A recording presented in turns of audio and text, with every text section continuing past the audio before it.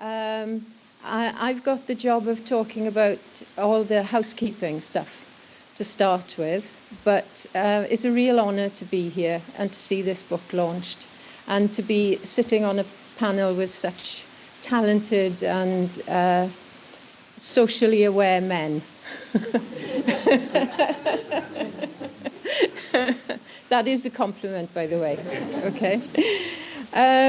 So yeah, it's a very important day, and it's a very proud day personally for me, because I've had the privilege of working with Richard and Dan, and I've just met Alex, but it's a great event and we're all really pleased to be here. So the first thing to talk about, unfortunately, is housekeeping. There's no fire alarm planned, so if the fire alarm does go off, you need to be ready to leave. Just go out, basically. Now, the other thing I need to say is that we are going to be recording this session, and there will be photographs. So if anybody does not want to be photographed, please speak to anybody at the registration desk or anybody with a purple badge on. And in the same way, if you have any, if you don't feel well or if you need assistance of any kind, then look for the people with the purple badges. Have you got one on? Yes, there we go, Brandon, or anybody at reception desk, and they'll help you. The toilets, if you go out of this door or that door, the toilets are over there. Is that it, Brandon? Have I covered everything there? I mean, there's a much longer list, but those are the important things. So if you would like to buy a copy of this excellent book, some copies are available. If you're buying some today, we will have some at the reception desk. They're also available online. At the reception desk, there's a code. If you are going to buy it online, there's a code for a discount. If you're buying the book here today, it'll have to be cash, I'm afraid. But it's well worth it. It's well worth, as I'm sure, I don't need to tell you, it's well worth the read. So, without further ado, I'd like to hand over to Dr. Alex Blower, who is the founder of Boys Impact and is at Arts University Bournemouth. And he himself is the author of Lost Boys, How Education is Failing Young Working Class Men. So Alex, if you'd like to come up, thank you. Good afternoon, everybody. I'm also an interloper from England, so apologies for that. Was there boos and hisses, right? No, it was fine. So I was absolutely honoured when Rich asked me to contribute to this event. I've had the privilege of knowing Rich for a couple of years now, and I think straight away there was a bit of like a researchy bromance that happened, to be honest with you. Our views and values are very aligned, we share experiences, and it's just really, really refreshing and important that there's people like Rich in academic spaces doing the work that he is. So thank you all very, very much for coming, and I can't wait to hear the discussion a little bit later between Dan and Rich. So a little bit about me. I've been working in higher education for a while. I wrote a book, and it was a complete accident how I fell into all of it, to be honest with you. That's little Alex. So that photo was taken place in a working class town in the West Midlands. It was my local primary school. It's just after the first ever fun run. As you can tell, I was a bit of a chunky monkey. There wasn't too much fun in the run, but I did it. And as I got that trophy from the head teacher, I remember him looking at me in the eyes and saying, Alex, when you're older, you're going to be a fantastic author, researcher, and person that's interested in masculinity. Of course, that didn't happen at all. It was a complete accident how I've ended up here. But why I care really, really isn't. Growing up, I had significant mental health challenges that involved me missing a lot of school. When I got back, I was navigating those masculine expectations, attempting to make friends, which ended in me getting excluded from school and moving from a local town to another school in another town about 6 miles down the way that was very, very different. There, everyone wore blazers and ties instead of jumpers and polo tops. Instead of my mates talking about the jobs they were going to go into after their exams, people were talking about sixth form and which universities they were going to. And it was just a different world. Mum always jokes that me getting kicked out of school was the best thing that ever happened to me. And that's what she means, because it transplanted me into this different world full of different opportunities. And that's why I started engaging in the research, because there was a massive sense of injustice around that. I've got mates with more talent in their little finger than I've got in my whole body who were just never given those opportunities. So I began my doctoral research, and what it did was unlocked a whole world of knowledge and research about all of this that I hadn't previously had access to. So it goes back to 1977 there. You'll see Learning to Labour by Paul Willis, which was in the Black Country in the West Midlands, but some really important work in Wales as well. Schooling Ordinary Kids by Phil Brown, From Labouring to Learning, which was Mike Ward's book, and most recently Rich's fantastic book, 21st Century Ladz, that have essentially charted a path of socio-economic change since deindustrialisation, and how young men have attempted to navigate this complex and changing world against the backdrop of an incredible sense of pride about the communities and the heritage and the past present within that.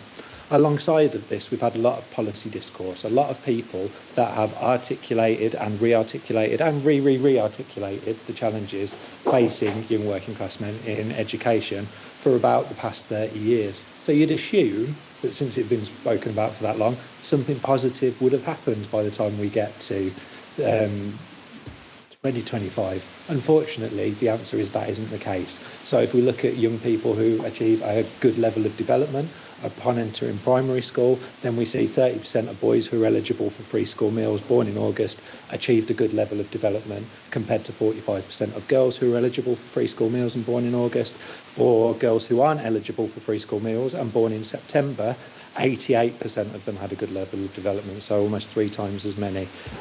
This is Key Stage 4 outcomes, so there's GCSE outcomes, but if you're a young man who's eligible for free school meals, around 1 in 4 of you will get the grades required to go on to like level 3 qualifications that might be aligned to university. And when we see the stats for progression to higher education, we see 14% of young men from a white background who are eligible for free school meals go to university each year. It's only marginally higher if you're a white and black Caribbean young man. There's a range of different kind of intersections of being a young man that mean below 20% of you will progress on to higher education. If you're not eligible for free school meals, that figure doubles automatically. Always worth remembering as well that the most significant driver for this is inequality, right? We're talking about socio-economic inequality. It's only marginally higher for girls. I think it just happens probably with my background, and I should imagine Rich's when you get into the discussion, that it's the intersection of masculinity and that inequality that is most interesting. Of course, there's another significant reason as well, which is where boys and young men are learning what it means to be a successful young man in the world today. Back when I was young, I was in my bedroom with my dog Meg and like a Game Boy, and that was about it. I didn't have a mobile phone, and now young men do. And there's a lot of individuals that have very fixed ideas about what being a young man should mean, that we have a responsibility to providing a counter-narrative for. The world, society has shifted significantly in a very positive way, largely, over the last 30 years when we look at gender equality. What we haven't spent any time doing during that period is thinking about young men who might be feeling quite marginalised, not sure of their place in the world, not sure what being a good man in the future might look like, or what it might mean, or what they should be aspiring to. Because it's all messy and it's complex and things are ever changing. But they have that simple message online, and they have that very, very fixed idea, and that very, very simple form of communication. And we need collectively to come up with something to counter that, to show that there's amazing, hopeful ways to be young men, old men, dads, romantic partners, friends. And that's what it's all about. If we look at research that shows us how young men get into harmful content online, then right at the top, if we imagine it like a funnel, is a sense of interpersonal and societal rejection. This idea that I'm not sure of my place in the world, I'm not sure what my future will hold. I'm not sure which way is up, what I should be, or what I'm expected to be, or what I want to be. And actually the work that we're doing, and I'll go on to talk about it in a little minute, but it's working with young men at that stage, okay, to help create the conditions that they need to expect a future that's really fulfilling and hopeful. Now, we see with the implications for all of that online stuff that it's not just kind of gender equality, misogyny, you know, all of those things you hear in the media. If we look at the effects that it has on young men, then we see that if they engage with one more influence online, and this research came from Movember, which is a big, you know, if there's anyone sporting a moustache next month, that's why. And what you can see is that young men that are engaging with this content are unhappier. You know, it's having significant consequences for their health and well-being as well. So the longs and shorts of it is that for young working class men, negotiating their identity in a contemporary context has never been so complex, and it's never been so challenging, and it's never been so contested. How have we dealt with that over the last 30 years? Well, we've kind of come up with a collective response that's full of stereotypes, full of assumptions, and things that often frame these young men as though they're somehow not enough or deficient. It might be around lacking aspiration, this idea that if you're from a working class community that's had opportunity stripped away from it, and you've been in that community intergenerationally as a family, then the reason that you're not a middle class person is somehow your fault because you're not hoping hard enough. Or that parents don't care about education, or that young men, and this is like a masculine one, you know, oh, they don't like reading. There was a Wales Online article a couple of years back that said they did a big teacher survey, and 30% of these teachers said boys being asked to read, viewed being asked to read as a punishment. That's the teachers' perceptions, right? They didn't ask the young men whether they viewed being asked to read as the punishment. Instead, it was around what the teachers' assumptions were held. And what it's meant is that we've engaged in a load of activity that's been based on all of those stereotypes, all of those assumptions, all of those things that are positioning these young men as somehow kind of deficient or lacking for who they are at the moment. And then we think it's any surprise that we haven't seen any significant shift in those gaps in educational outcomes, or, you know, the levels of well-being for men and young men plummeting. So what does the research and evidence tell us? Well, they tell us that it's complicated, that it's to do with mental health, it's to do with relationships, it's to do with peer pressure, student expectations, you know, those things that they've got the resources to be able to pull together to imagine a future, teacher expectations and the views of the teachers in the classrooms, inequality, and also normative masculinities, you know, that idea of this kind of unsaid assumption surrounding what being a young man is and what's expected of them in educational spaces. Now, whenever I do one of these talks, then I always frame the work that we do, because I think it's really important. When we're looking at masculinity and we're looking at inequality and we're looking at gender, it's a space that's very polarised quite a lot of the time. There's a lot of argument. It can be quite contentious. And quite rightly, you know, if I'm working with young men in education, which is what I predominantly do, I get pushback, well, why aren't you targeting your activity towards young women in education? You know, we live in this society that means gender inequality exists. So why are you deciding to put your resources that way? And my answer to this is from a great quote. It's a book by J.J. Bowler called Mask Off. And he says, because society is generally but patriarchal, it's this kind of double-edged sword that's been created. And it's this double-edged sword and this system that puts men in an advantage that also does them great harm. So if we look at one side of the sword, we see gender pay gaps, we see violence against women and children, we see unequal distribution of domestic labour in the home, and all of the things that we're very, very aware of. On the other side of the sword, for men, whilst at the same time putting them at advantage, we see gaps in educational outcomes, we see entry into the criminal justice system being disproportionately high, homelessness being disproportionately high, addiction and substance misuse being disproportionately high, and dying by suicide being significantly high. You know, this is how this sword that we've created with our society cuts men at the same time. It's not an either or, it's not a zero-sum game. You know, those two things are true at once, and it's really important that we understand that. The work of Boys Impact, the research that we do, is working with young men to create the conditions where they can expect to be all of those things I mentioned earlier about being great dads, about being in fulfilling employment, being happy, being able to talk to them if they find mental health challenges. And in doing that, we contribute our bit towards blunting the edges of that double-edged sword.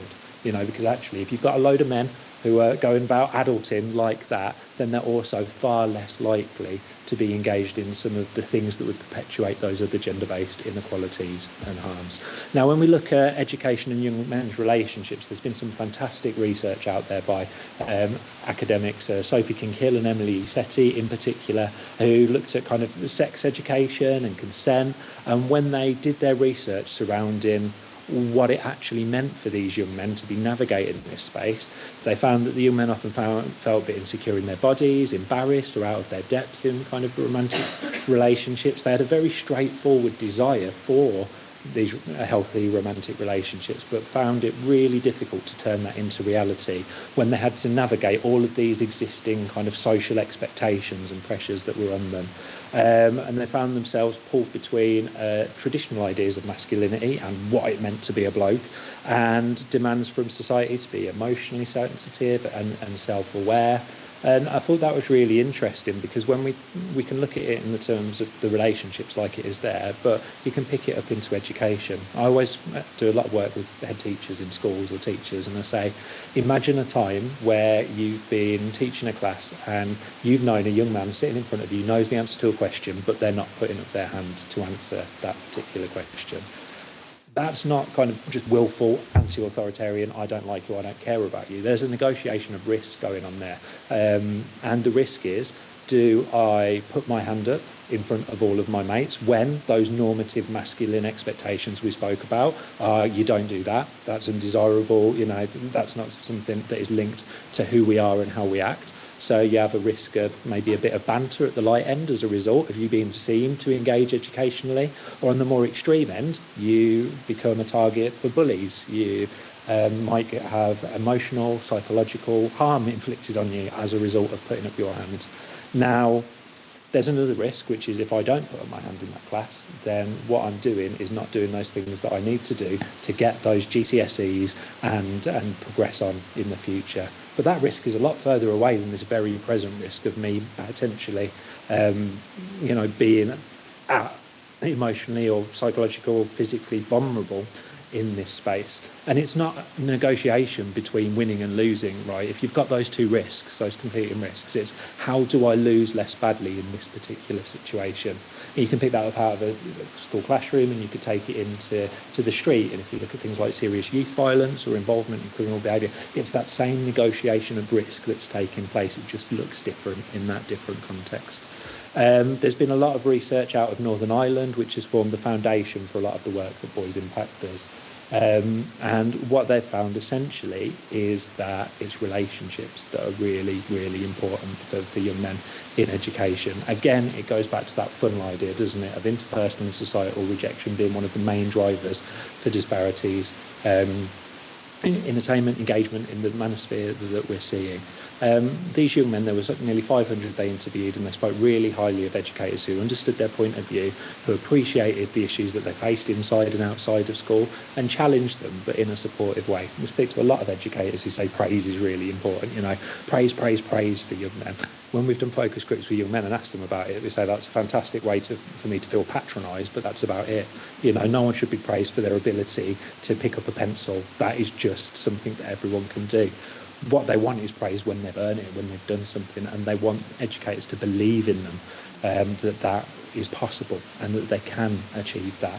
And they don't want praise in front of everyone, that risk that we talked about. Instead, take me to one side and tell me after class, or even better, ring my parents so they know I've done really, really well. So off the back of all this, we wanted to start in a different direction. We wanted to find a way to speak to young men in a way that they felt open and able to engage with us. So I'm from an arts university, Arts University in Bournemouth. So what we did a creative project, a pilot activity that we turned into research that was young men who'd been excluded from mainstream education and some that were kind of at risk of exclusion as well. We wanted to give them the opportunity to creatively engage in telling us what life was like for them as a young man in 2022 when this took place. A lot of the teachers said there's no way you're going to get them sitting down writing all day in a creative writing workshop. That was by far and away the best workshop. Not only did they write, but they shared as well. And this is one of the poems from that workshop called I Come From, and apologies, I'm going to have to go very, very close to the screen to read this. I come from a small house on a busy road. I come from constant arguing. I come from memories with my family. I come from not enough sleep. I come from not being able to stay calm. I come from doing stupid stuff with people who I thought was my mates. I come from breaking things. I come from overcoming my fears. I come from learning not to judge others till I walk in their shoes. I come from. That poem tells me far more about that young man's experience than any of those statistics that we threw up right at the start. So because we did research around this and we used those as kind of things to discuss back in the educational context with the young men, one of the things that we said is what can you pick up and take from this set of workshops, because they got loads from it.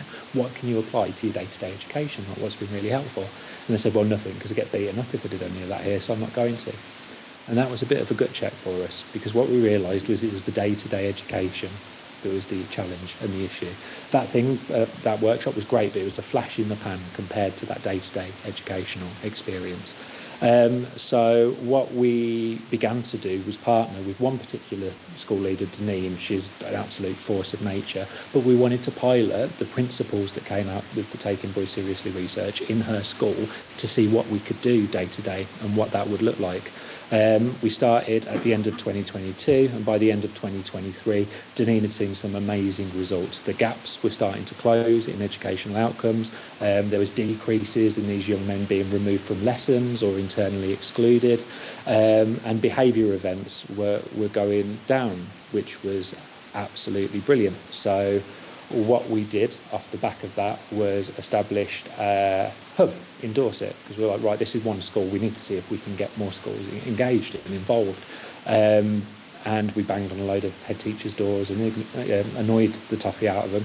And they came eventually. And at the end of 2023, we had established Dorset Boys Impact Hub. Over the last 3 years, that has absolutely exploded. So we do a lot of work nationally now as well. Rich was one of our keynote speakers at our last conference in Manchester, which brought together 300 kind of school leaders over 2 days to engage in conversations about how we better support young men who are eligible for preschool meals in education. In 2022, we had our first conference. We had 6 workshops. Honestly, I think probably 3 of them were like ones that you'd have left thinking that was really good. So quality wasn't quite there back then. This year, we had over 80 contributors, who were all using evidence-based approach, and the workshop sessions were absolutely amazing. We're starting to move the dial with all of this, and it's not coming from top down. Like, they're still struggling a lot to have meaningful engagements with the Department for Education around this particular topic. But educators, youth workers, community workers, parents are people that see the magic that can happen when we do this work and we do it right. So the way that Boys Impact works is in research, like what we're doing at the moment, engagement in policy, but in practice as well, and supporting schools and colleges and head teachers to take a more equitable approach to this work. We've gone from Dorset Boys Impact Hub being one impact hub to 16 impact hubs across the country. This was an old slide, so not all of them are on there, because we had a couple more after the conference, which is brilliant. The Taking Boys Seriously team are leading one in Northern Ireland, and it would be amazing to get one set up in Wales. And that's definitely an ambition. I was really pleased Rich invited me along, because it would be absolutely fantastic. And what we're doing is working together to develop effective practice at scale, to learn, to build that evidence base that doesn't exist. We've just conducted a pilot project with 17 schools across 4 different geographic regions of England that have been using the Taking Boys Seriously principles, and we've seen really promising signs. We've seen evidence of reductions in internal exclusions, an increased sense of belonging, better relationships with parents and communities, and increased attendance for these young men.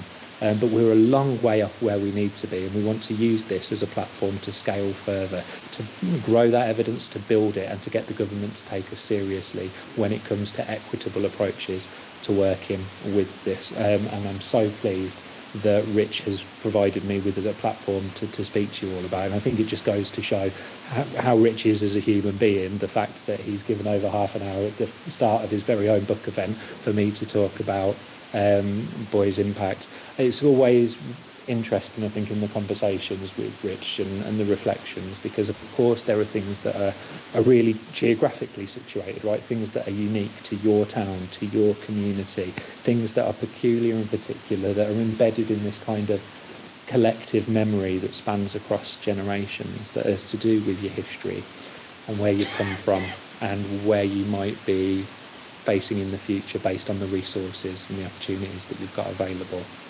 But there's also so much that resonates with my experiences of being a young carer for a dad, with mental health issues and issues with addiction, and developing my own mental health challenges and being excluded from school, and never being expected to ever stand up in a room full of people at Cardiff University and speak about all of this stuff. And I'm really, really thankful that me and Rich have found each other kind of in this space. There are a few more of us out there, and I think what we can bring into this space as people that have had those experiences, that have lived it. We can never claim to know what it's like to be a young man in the world today. Like I say, I had a dog Meg and a Game Boy, not a VR headset and a mobile phone that was giving me TikTok algorithms and content online. But there is a lot, and that feeling that you have in your core of what it's like to have navigated these challenges or lived in different ways, or had the amazing experiences that we both did as well growing up in these communities, and that sense of solidarity and other people watching your back. It's just incredible, and we need to be putting our work into the academic space from that position, because there's a lot of people who don't have those experiences who will write about this stuff, so it's incredibly important, I feel, that we do.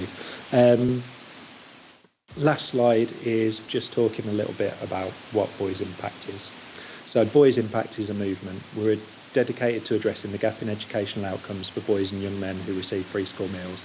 As a network of educators, researchers and practitioners, our approach is strengths-based and evidence-led. Boys Impact exists to create ecosystems in research, policy and practice which enable boys and young men who experience socio-economic inequality to flourish. If any of you are in a position to and are interested in Wales Boys Impact Hub, please do reach out. But now let's get into the topic that we're all here for, that we're all really, really excited about. And I will hand over to Dr. Daniel Evans. But now, over to you, Dan. Okay, all hear me? Right, thanks so much for coming to Richard's book launch. Just to echo what Alex and Jean have already said, it's a real privilege and honour to be asked to present and discuss the book with Rich. Now, most of you already will know Rich, but if you don't, I just want to briefly talk about the man before we talk about his work. So Rich is, one of Wales's, I'd say, and also the UK's most exciting new scholars of masculinity and also social class. Since finishing his PhD, he's been a very busy boy. He's published articles in sociology, work employment and society about his research into marginalised young men in the South Wales valleys. And these works are already a bit further away. Oh, sorry. These works are already incredibly widely cited, not least because of Rich's new concept of amalgamated masculinities, which is already proven to be an incredibly useful heuristic for understanding some of these entrenched social problems that Alex has just discussed, which face us here in South Wales, but obviously across the UK and beyond. Now, Rich is what Gramsci would call an organic intellectual. Someone who is not separate from the class or community that he studies, but of it, whose work is also dedicated to speaking up for and solving the issues he sees around him in his community, which to me is basically the Platonic ideal of what an academic should be and of what academia should be doing. And that's what he's going to be doing when he, in his work in care. And if he doesn't, if the book doesn't take off, as I said to Rich, you could always work for Abertrydydd Tourist Board, because I know so much about the Aber Valley now from speaking to Rich. I'll have to go up there soon. All right, so on to the book before I get to the Q&A. This is a truly brilliant book. It's one of those where you do just want to wave it around, when you speak, as Gator says. Just everything about it, really. The theoretical knowledge is so sophisticated.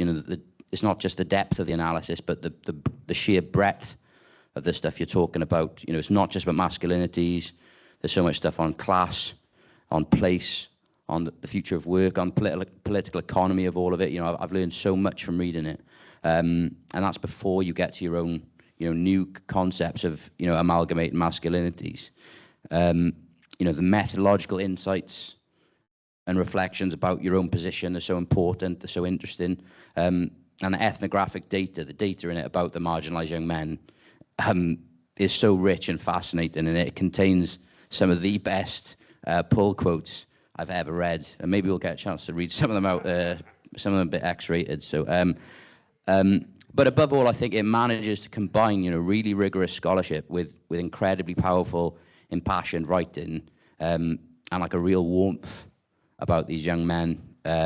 There's some very testing, really difficult content in this book, including some stuff about your own journey. But yeah, it's already on the curriculum in Swansea, where I'm teaching, and it deserves to be really widely read, and I'm sure it will be. It's also got a brilliant cover, although, as I've just noticed, one of the young men appears to be smoking a marijuana cigarette, which, all right, so that's enough for the Ask Us and Rich. Let's get on with the questions. So tell us about your journey into higher education and now into academia, please. So again, yeah, thanks for your comments, Dan. You earned your money there, so thank you for that. My journey into academia, I talk about it in there. It's unconventional, I suppose, isn't there? A lot of academics, they go straight, from school into university and then on into academia. And mine is slightly different. Well, it is different. So yeah, I don't want to bore people and go all the way back. But yeah, I rejected education. I didn't see it as relevant to my future. I wanted to do a manual job. And at the time, you could get manual jobs and you could go into college with relative ease without qualifications. So I just didn't see it as relevant to my future, and I rejected education. But it didn't work out that way for me. I went to college and got an MVQ level 2, but I couldn't get anyone to give me site experience, and I would get some of the boys, but I would probably tell you that I'm not a very good grafter anyway, so that's probably why I didn't get anyone to take me on. So yeah, I didn't get that, and without a site experience, as the boys will tell you, that college course is worthless to you. No one's going to take you on site. So yeah, the rest of my career then cascaded into what we call precarious jobs, or some people call dead-end jobs. Don't really like that term, but yeah, fell into dead-end jobs. And you name it, I guess I've done it. I've worked in washing lines in a factory, worked in a concrete factory. That was one I did for a while. Worked at building sites, doing labouring, was very good at that. So yeah, all kind of different jobs. Sold health supplements in a shop. Yeah, and I guess one of the last jobs I did was worked as a park attendant, mainly just sitting in the sun. The boys will tell you there wasn't much attending done, but yeah. But I found that I had a good relationship with the young men, the marginalised young men who were in that park, and they seemed to listen to me, and they seemed to, I got a good relationship with them, and I just thought, maybe I could use that relationship that I could build with young people to help them and prevent a career trajectory like mine. So I thought, what about youth work? Let's give youth work a go. And then I realised then that I have to go back to education to go into youth work. But I thought, well, actually, I've already failed at youth work. What's the worst? I've already failed at the education. What's the worst that's going to happen? I'm going to fail again. No one's going to criticise me for failing again. And actually, some of the people in the valley laughed when I said I was going back to education. They were like, actually, do you remember what happened to you in school? So yeah, and I went back to an access course in college to do access to youth, community and education. And I fell in love with theory. As you can see through the book, I love theory. So yeah, I fell in love with theory. And then, I guess, made my way through to, did sociology. Yeah, made my way to PhD with the support from some of the people in here. And so yeah, that's about it, yeah. It's quite a journey. Tell us then, Rich, I don't know how briefly we can make it, but what is the book all about, and and why did you write it? I guess the book is, in some ways, yeah, we talk about that inside the state. So yeah, it's just similar. It talks about a group is similar to mine. It talks about what we talk about in sociology as this marginalised group. So this group of young men that reject education, they've got manual employment aspirations, and they show those kind of ideas of, you know, that term we don't really use in gender studies, but it's become common now, that idea of toxic masculinity. They display those forms of masculinity. So it looks at this group of 9 young men who display those behaviours, or partially display those behaviours, and it was based in a youth centre. So I observed the young men's behaviours, and I essentially just I did what we could call in academic terms the school to work transition. So it's basically asking these young people about education. You know, what are their thoughts on school, what subjects they like, what don't they like, and then what do they want to do for work, you know, what jobs they want to do, what they don't want to do, and then just looking at their behaviours and looking at those behaviours within the context of masculinities and trying to decipher kind of what the meanings behind those behaviours, I guess. So yeah, and I guess the book brings all of those things together and hopefully tells these young men's stories. Before we get on to the main findings, one of the things that strikes me in the book, when you're talking about you're conducting the ethnographic research with the young men observing them in the youth centre, but because of your insider status, you end up, as you say, almost becoming a de facto youth worker yourself. Can you just tell us a bit about how you managed to balance being an insider, you know, hanging around in the youth centre and conducting the research with them? Yeah, it was a really difficult experience, to be honest. And like I said, I'm probably going to say it's a lot I talk about in the book. And I don't know, maybe I could give the audience a bit of a glimpse into it. So, you know, yeah, it became this kind of, I talk about the different positionalities in the book, and I became this like makeshift youth worker, I call it. And, you know, because the youth centre is underfunded, it doesn't get the money that it needs, and it was short of staff and people were sick. So, so it came into this role. And I was working in the pool room with some of the lads, or one of the lads in particular, Stan, and he's a prominent character in the book. And he comes into the pool room when I'm there, and he takes the pool cue off one of the young men that's playing pool, takes it off him, and starts sporadically hitting balls off the pool table. And I'm sat there thinking, well, actually, as a makeshift youth worker, I've got to challenge that behaviour. I've got to give him a warning. So I tell Stan, you know, stop doing that, Stan. You know, please. Actually, I said, please stop doing this, Stan. You know, that's not appropriate behaviour. You know, so I give him a warning, because the youth centre works on a 2-strike warning. You get 1 warning, and the second one you get asked to go. I don't think I'm allowed to use the language he told me. His response. Yeah, he said, "Fuck you, Rich." So I said, "Stan, don't speak to me like that. I showed you respect." I said, "Please," and I said, "Please," because I know he dislikes authority. And he turned around to me and said, "Fuck you, Rich. I am taking my go." And he said, "You can't shout me out anyway, because you're a good guy, you're a good man, and you're not going to do it." So I sat there thinking, you know, literally sat there thinking, you know, why, you know, Stan is a marginalised young man like me, from this community.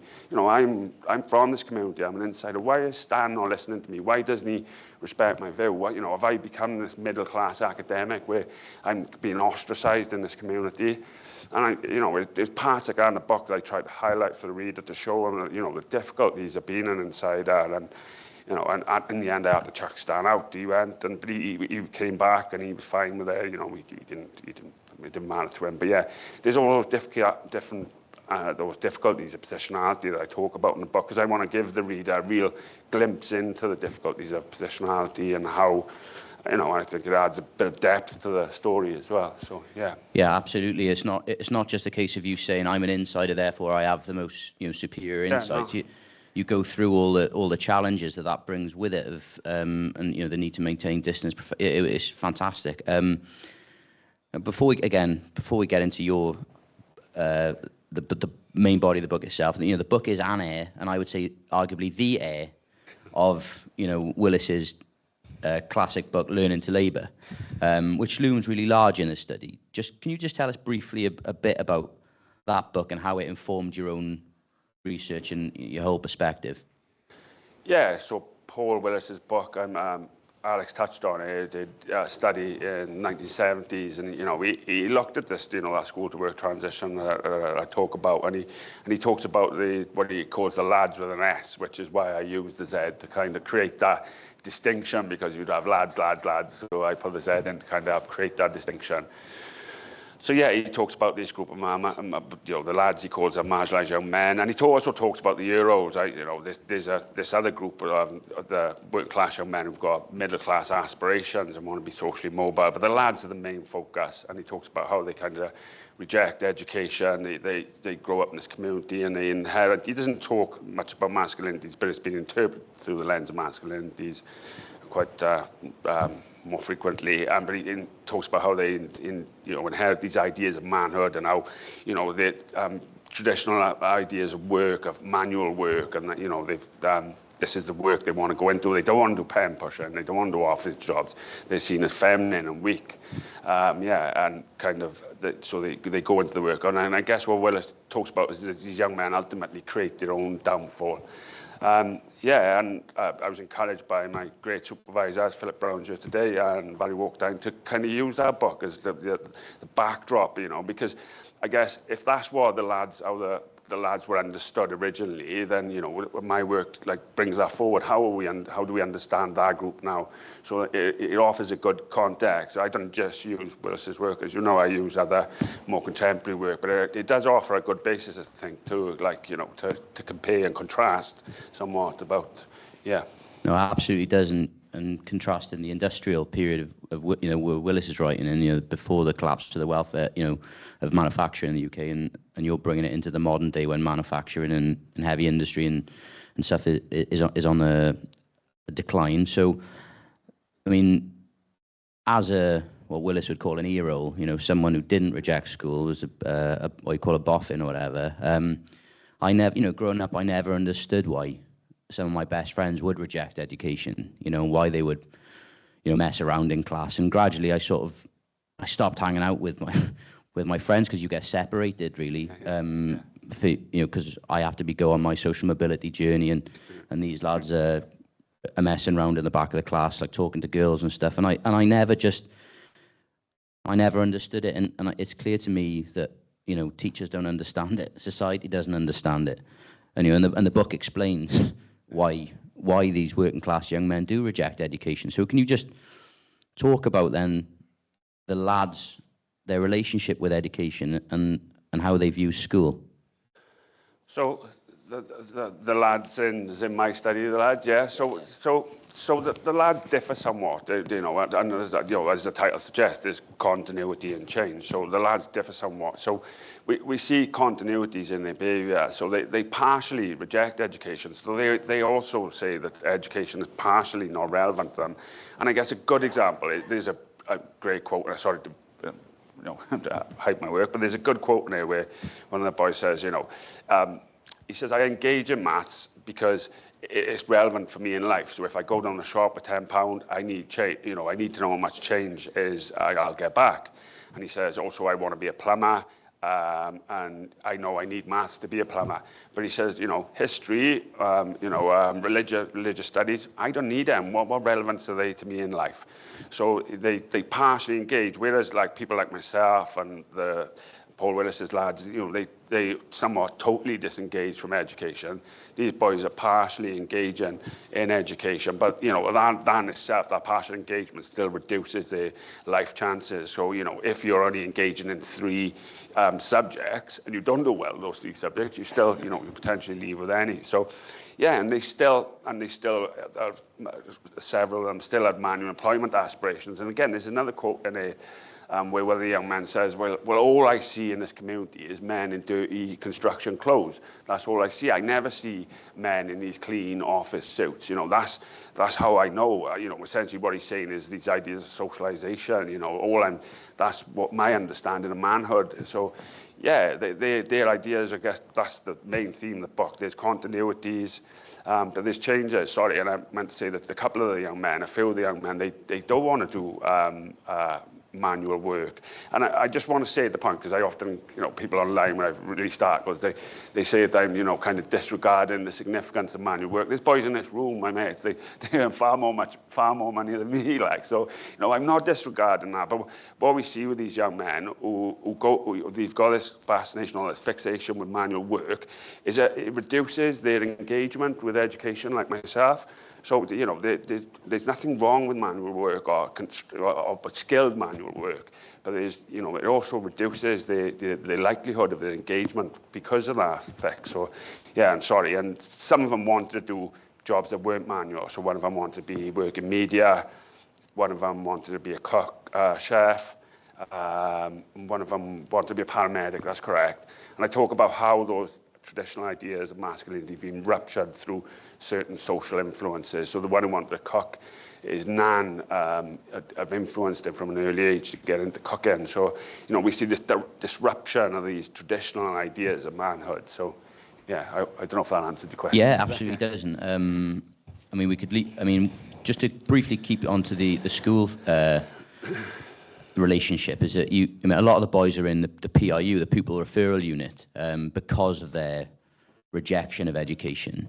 And you say one of the things I thought was striking, you talk about the rejection of the teaching paradigm, almost as if the teachers and the boys are speaking a different language sometimes. You said it felt like they were totally out of place, but also that they felt like they were disrespected sometimes by the teachers. You know, this stuff has huge ramifications for, you know, teacher training and stuff like that. But can you just tell us a bit about how they got on, like, you know, in the classroom? Yeah, I talk about this, like, I don't know how, probably because I don't talk as well as I write, so I probably write it a lot better in the book. But I talk about how, in simplified terms, I talk about how there's a disconnection with the teachers and these young men. So these young men have got this pragmatic approach to education. They pragmatically engage.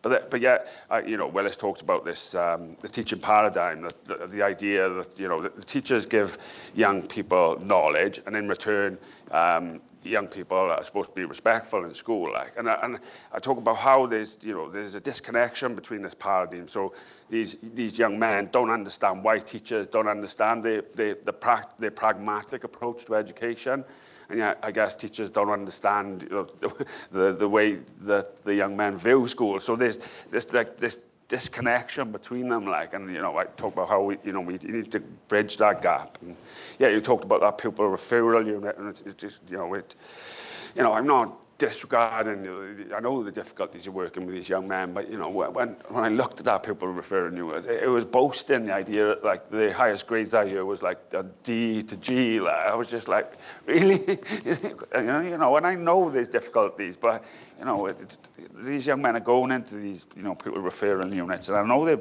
behaviour is difficult, but, you know, their life chances are significantly reduced from going into there. You know, there was limited engagement with subjects, or they were reduced to like 3 or 4 subjects. So, yeah, there's difficulties with the teachers, and they talked about how the teachers didn't respect them. And I just think that both parties didn't understand their engagement with education, you know. And I'm not, you know, I'm going to go with teachers. I know difficulty. You know, I was one of those young men, like, you know, who would play up, you know, in school. So yeah, I know it's difficult to work with these young men, but yeah. Well, maybe we can talk about the policy implications afterwards.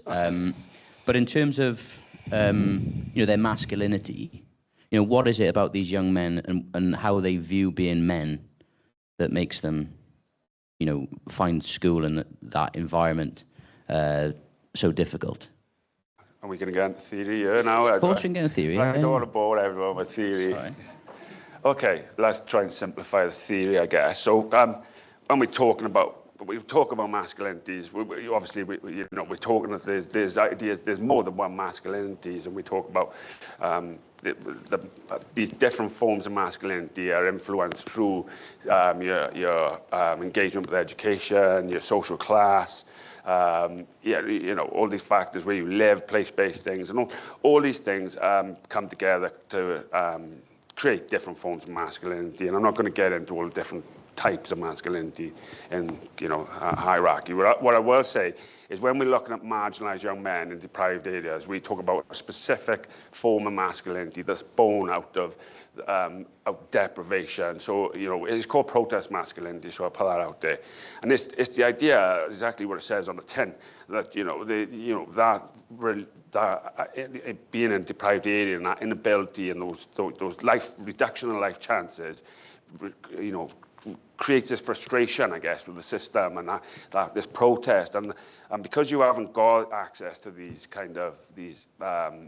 things that people would have in affluent area, and you haven't got this trajectory through education, that you kind of protest against the system. And that protest, Cornell, one of the famous scholars in masculinities, talks about how that frustration leads to, drug taking, crime, drinking, and all those kind of behaviours. So, that's. But through the protest masculinity, through behaviours which would widely be seen as deviant or problematic, they're able to essentially prove themselves as men and obtain status within their own, I guess, friendship groups and peer groups.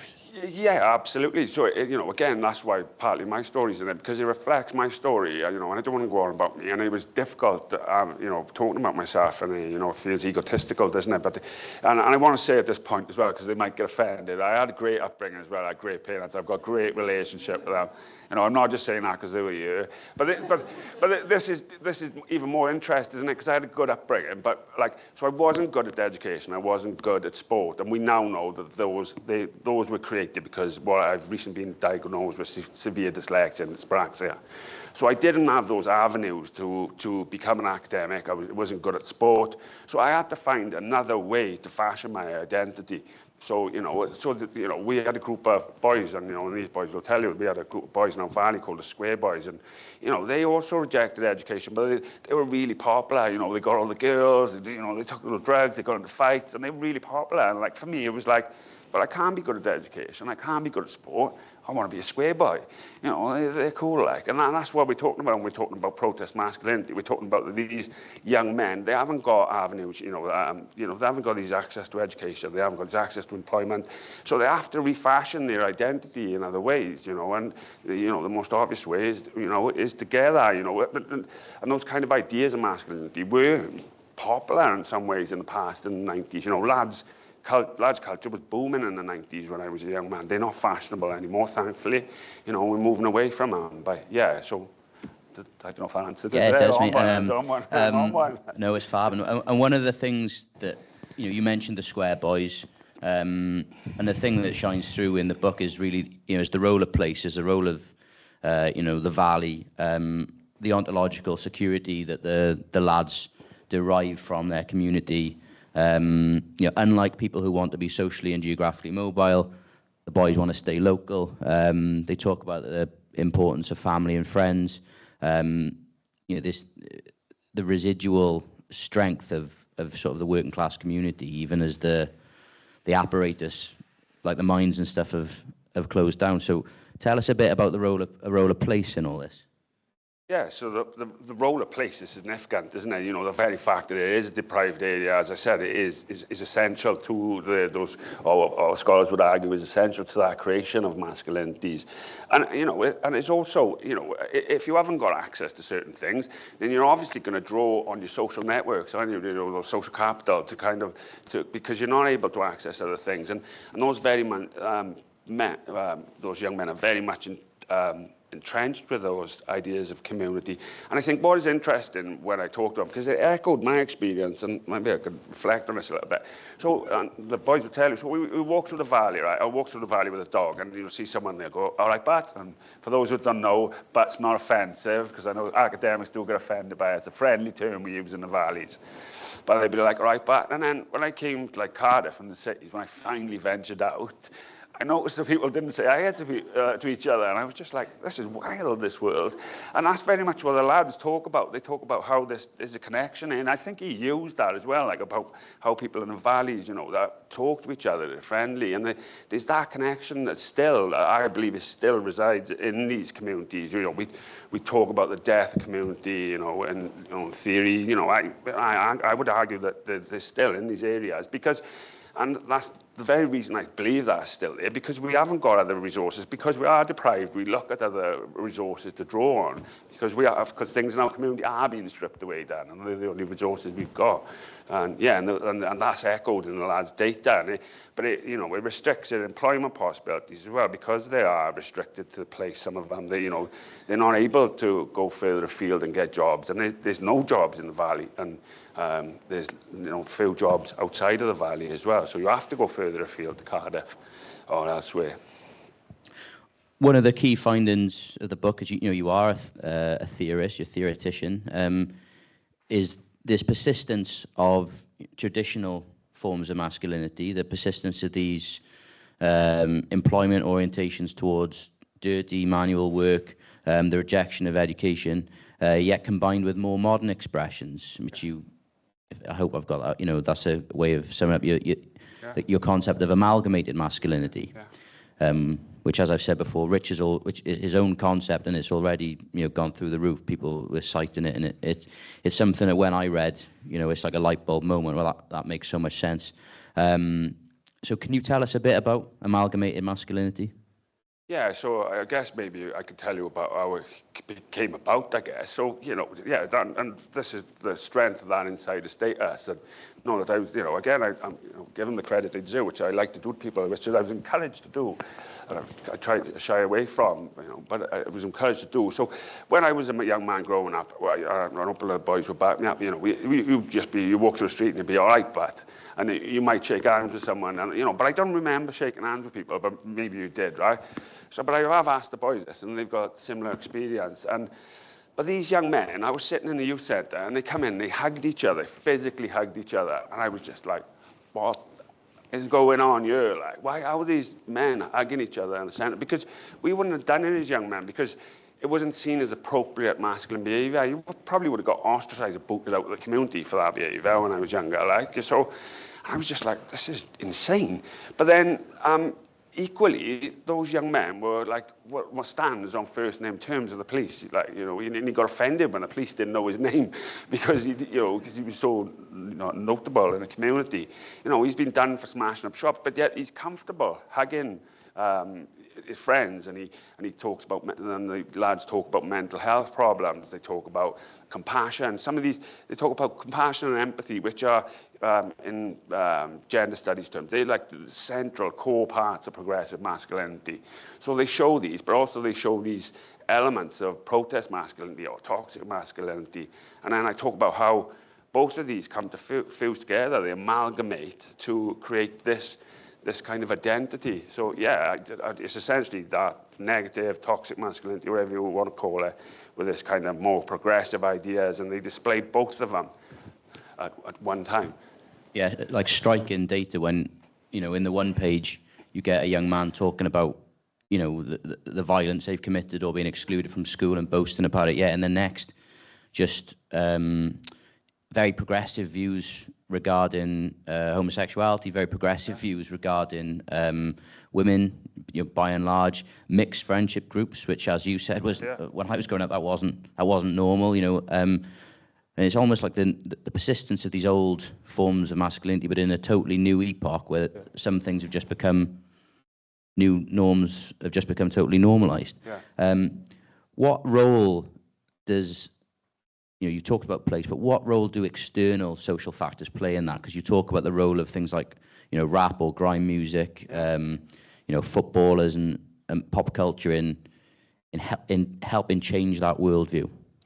Yeah, I think it comes in massively, and it comes in the data. I can't think of a word, sorry, but there's a time in the book where they talk about, I think it's care workers or nurses, and they talk about how care nurses, really they low paid, and like how they should get better paid and all that.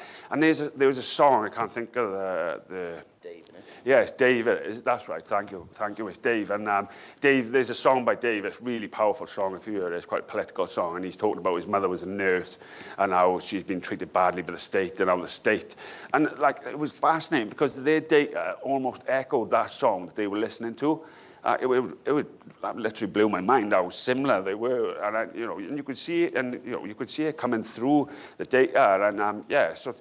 And what else they told me when they were shaking hands, it was like fascinating. I wish I could have filmed there, right? So Stan, who's like the most notable in the book, as you know, he's full on, isn't he? Like, do you know what I mean? He shows us really, well, you'd say toxic masculinity, and I think it's Tommy as well, who's similar to Stan, but not quite as. And I'm in the pool room with them, and so I'm like, really can't get my head around why they're hugging each other. So I'm like, lads, why do you hug each other, and what's that about? And they go, we don't do it the old-fashioned way. And they both get up, and they literally, I would get up and show you, they literally both get up, and they go to hug, they go to like shake hands and lean backwards as if to say, like, literally, and this is the truth, they literally as if to say, well, yours is distant, is a distant way of doing things. And they go, we do it this way. And they like both hugged each other. So, and then they tell me then that like how football players hug each other, and it's acceptable to do that now. But then equally, they're comfortable smoking, marijuana and going smashing up shops. Like, honestly, it was a really difficult time trying to make sense of the data. I really lost my mind, like, because I was just like, what the hell is going on with these young men? Like, am I not? Well, how do I make sense of this? Well, no, I remember I was feeling old when I was reading it. This, the stuff that is the new norms. Yeah. You mentioned there toxic masculinity, which is obviously the phrase which is thrown around very widely in the media. It dominates the discourse about young men in society. I mean, how do you view the way we talk about young men in society? Obviously, Alex has already talked about this, but how do you personally view the way we talk about young men? You got shows like Adolescence, you've got Moral Panics about, or arguably not moral panics, real panics about people like Andrew Tate and so on. Do you think the way we discuss young men in society is helpful? I mean, how does your book fit into all this? Yes and no, I guess the answer is. Well, we need to make young men and men in general accountable for their behaviour, don't we? But there's discussions about how we do that. And there's huge theoretical debates and ideological debates in gender studies. I get quite annoyed by it, I guess, because I'm like, well, these young men are still losing out in society. Well, us academics are sitting in ivory towers. I say that as someone who loves theory. But yeah, we're throwing around this idea of toxic masculinity. Is it useful? I don't know. There needs to be accountability for men's behaviours, and certain things that are done. But equally, we need men to engage as well, don't we? So yeah, it is useful, and it's not. But what was the question again? I lost my way a little bit. No, it was just whether you think toxic masculinity is sort of a useful way of thinking about it, but also where does your book fit into? Where does the book fit? So yeah, my book challenges those behaviours. It does, I'd say it challenges it, because this subgroup I've got quite frustrated with, and I've had difficulties trying to publish my work as well, because these young men, marginalised young men, I see them as often thrown under the bus, especially in gender studies, because it's an easy publication, and it's like, this is how we know marginalised young men. I'll just replicate this idea, and someone will publish it for me. But when you go against the grain and say, well, actually, there's hope for these young men. There's instances of progressive masculinity, which is what I want to do in my book. I didn't, I wanted to be true, and I hopefully it does it in the book. I highlight their behaviour and what's negative about it, and I also call out my own behaviour. But I don't want to fixate on the idea of their negative behaviours, because we know these young men engage in negative behaviours. By replicating that data, what good are we doing to them? We're just refashioning the same old idea. For me, it was about, well, actually, what behaviours these young men engage in that are dissimilar to that, you know, because the only way we can help these young men is by finding, how they engage in better or progressive forms of behaviour. I don't see what any research does by keep refashioning that idea of marginalised young men. As I said, and as Alex said, there's a deficit approach that's always aimed at these young men. They're an easy target and they're thrown under the bus. And I understand that their behaviours are detrimental. They're detrimental to teachers, detrimental to society. But, again, I'll say it again, I don't understand why that fixation of throwing them under the bus. I don't see why that achieves for anyone in society. For me, there needs to be more of an emphasis on looking at, what's good about these young men in simple terms, and how do we foster those behaviours? How do we change these behaviours? Yeah, and one of the things that shines through from the data when you're reading it is the sheer complexity of these young men. You know, some of the traumatic things they've gone through. And on the one hand, some deeply problematic, difficult behaviours, and combined with the fact that they are victims. They are victims. There's no other way of putting it. They're victims of neoliberalism, the destruction of heavy industry, which provided security and so on. And you mentioned to me you saw one of your participants the other day. It's quite an upsetting scenario. Can you just provide an update on him? Yeah, I got to watch how I talk about this. We discussed whether I should say it. But I do want to, which is a powerful story. I think we both agreed, didn't we? So Stan is, for those who've read it or will read it, Stan is probably one of the most prominent characters in the book. He epitomises our idea of protest or toxic masculinity. As I said, he was on first name terms with the police. He was banned from local shops. He'd committed numerous crimes. But equally in the book as well, he talks about compassion for dogs. He talks about dog fighting, and he says how it's disgraceful and he'd kill anyone who got engaged. I know that's not great, but he shows empathy. What I'm saying, he shows empathy and compassion, for animals, We don't associate that behaviour with this category of young man. So and he was the one who got engaged in hugging. So I believe there's a way forward for Stan. But anyway. So I'm coming out my house, and as my partner will tell you, I like to get up early for training. So I'm coming out my house about 5 o'clock in the morning, and I look, and there's this guy walking towards me with his top off now. He's quite muscular, and I'm a bit of a busybody in the community, enjoy the community. So just standing there now thinking, but I'm also thinking, oh God, I hope he's not going to have a go at me. But then, and he comes walking towards me, and I'm looking at him, and thinking, who's that? And he goes, Richard, boy. And I'm like, look, and I'm like, Stan. Hiya, Mark, what are you doing? You've got your top off. It's 5 o'clock in the morning. It's quite chilly, like. And he says, I'm on a run. The police are coming for me, Rich.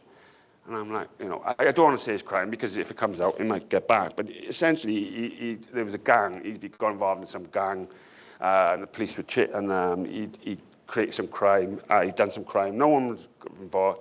Hurt in a crime, and it wasn't, I'm not saying this right, but I just want to clear that up as well. But he'd been involved in a crime.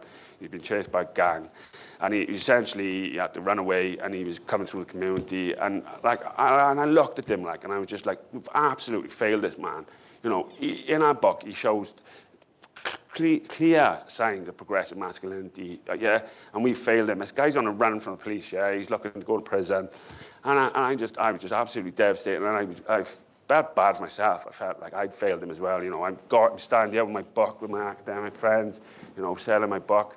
Where Stan is on the run from the police. Like, what have I done for him? What have we done for him? And I was absolutely devastated. So I called him over. I said, give me a man hug, Stan. So he gave me a hug. And then I had to watch him walk the street then. And so I get in my car.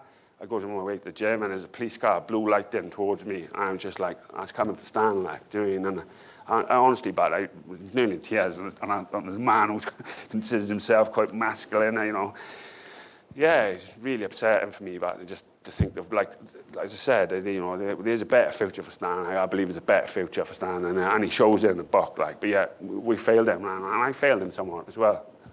No, it's fascinating and obviously very depressing. And it brings to mind some of the work in America, Loic Wackwant, about the spectre of the penitentiary and how we're increasingly criminalising these marginalised groups of young men, Rob's work about, the postcode data for different parts of South Wales and how normal it's become to essentially be incarcerated. It's really, it's really powerful stuff.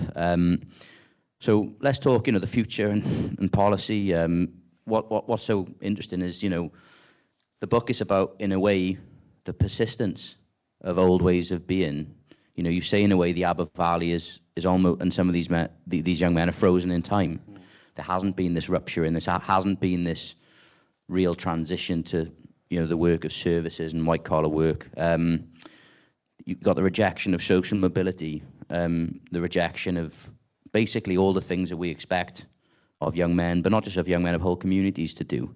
It's all very counter to the way society is going, the increasing focus on individualism, the focus in policy terms on social mobility, of technology, of business parks, get out, go to university. Yeah.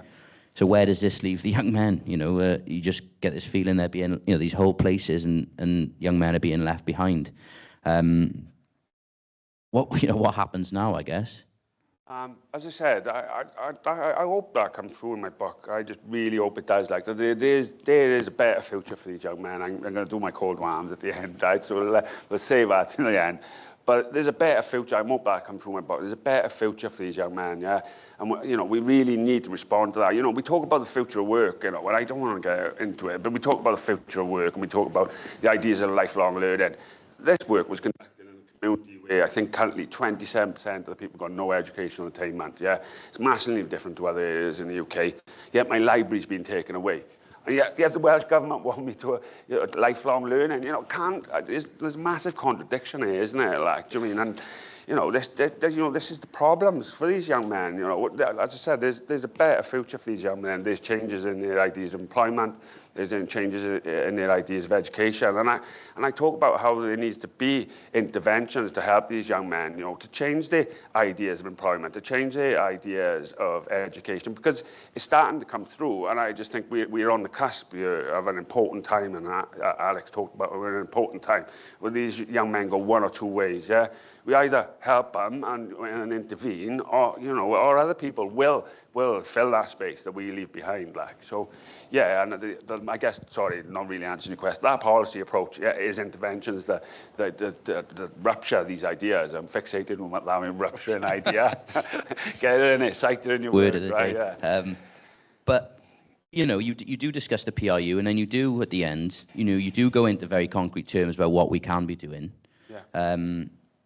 And but then there's also this sort of counter, opinion, or the voice in the other part of me was thinking, how on earth can mainstream education accommodate these young men? If you look at, I guess, a teacher perspective, playing devil's advocate, people would say, well, all right, you've got these lads, the PRU, the PRU he shouldn't be in the PRU, yeah.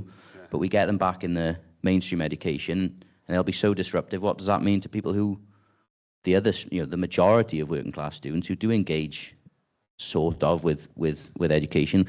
Yeah. How do you solve this problem? And I haven't got all the answers, but if I had them, I feel a lot higher up.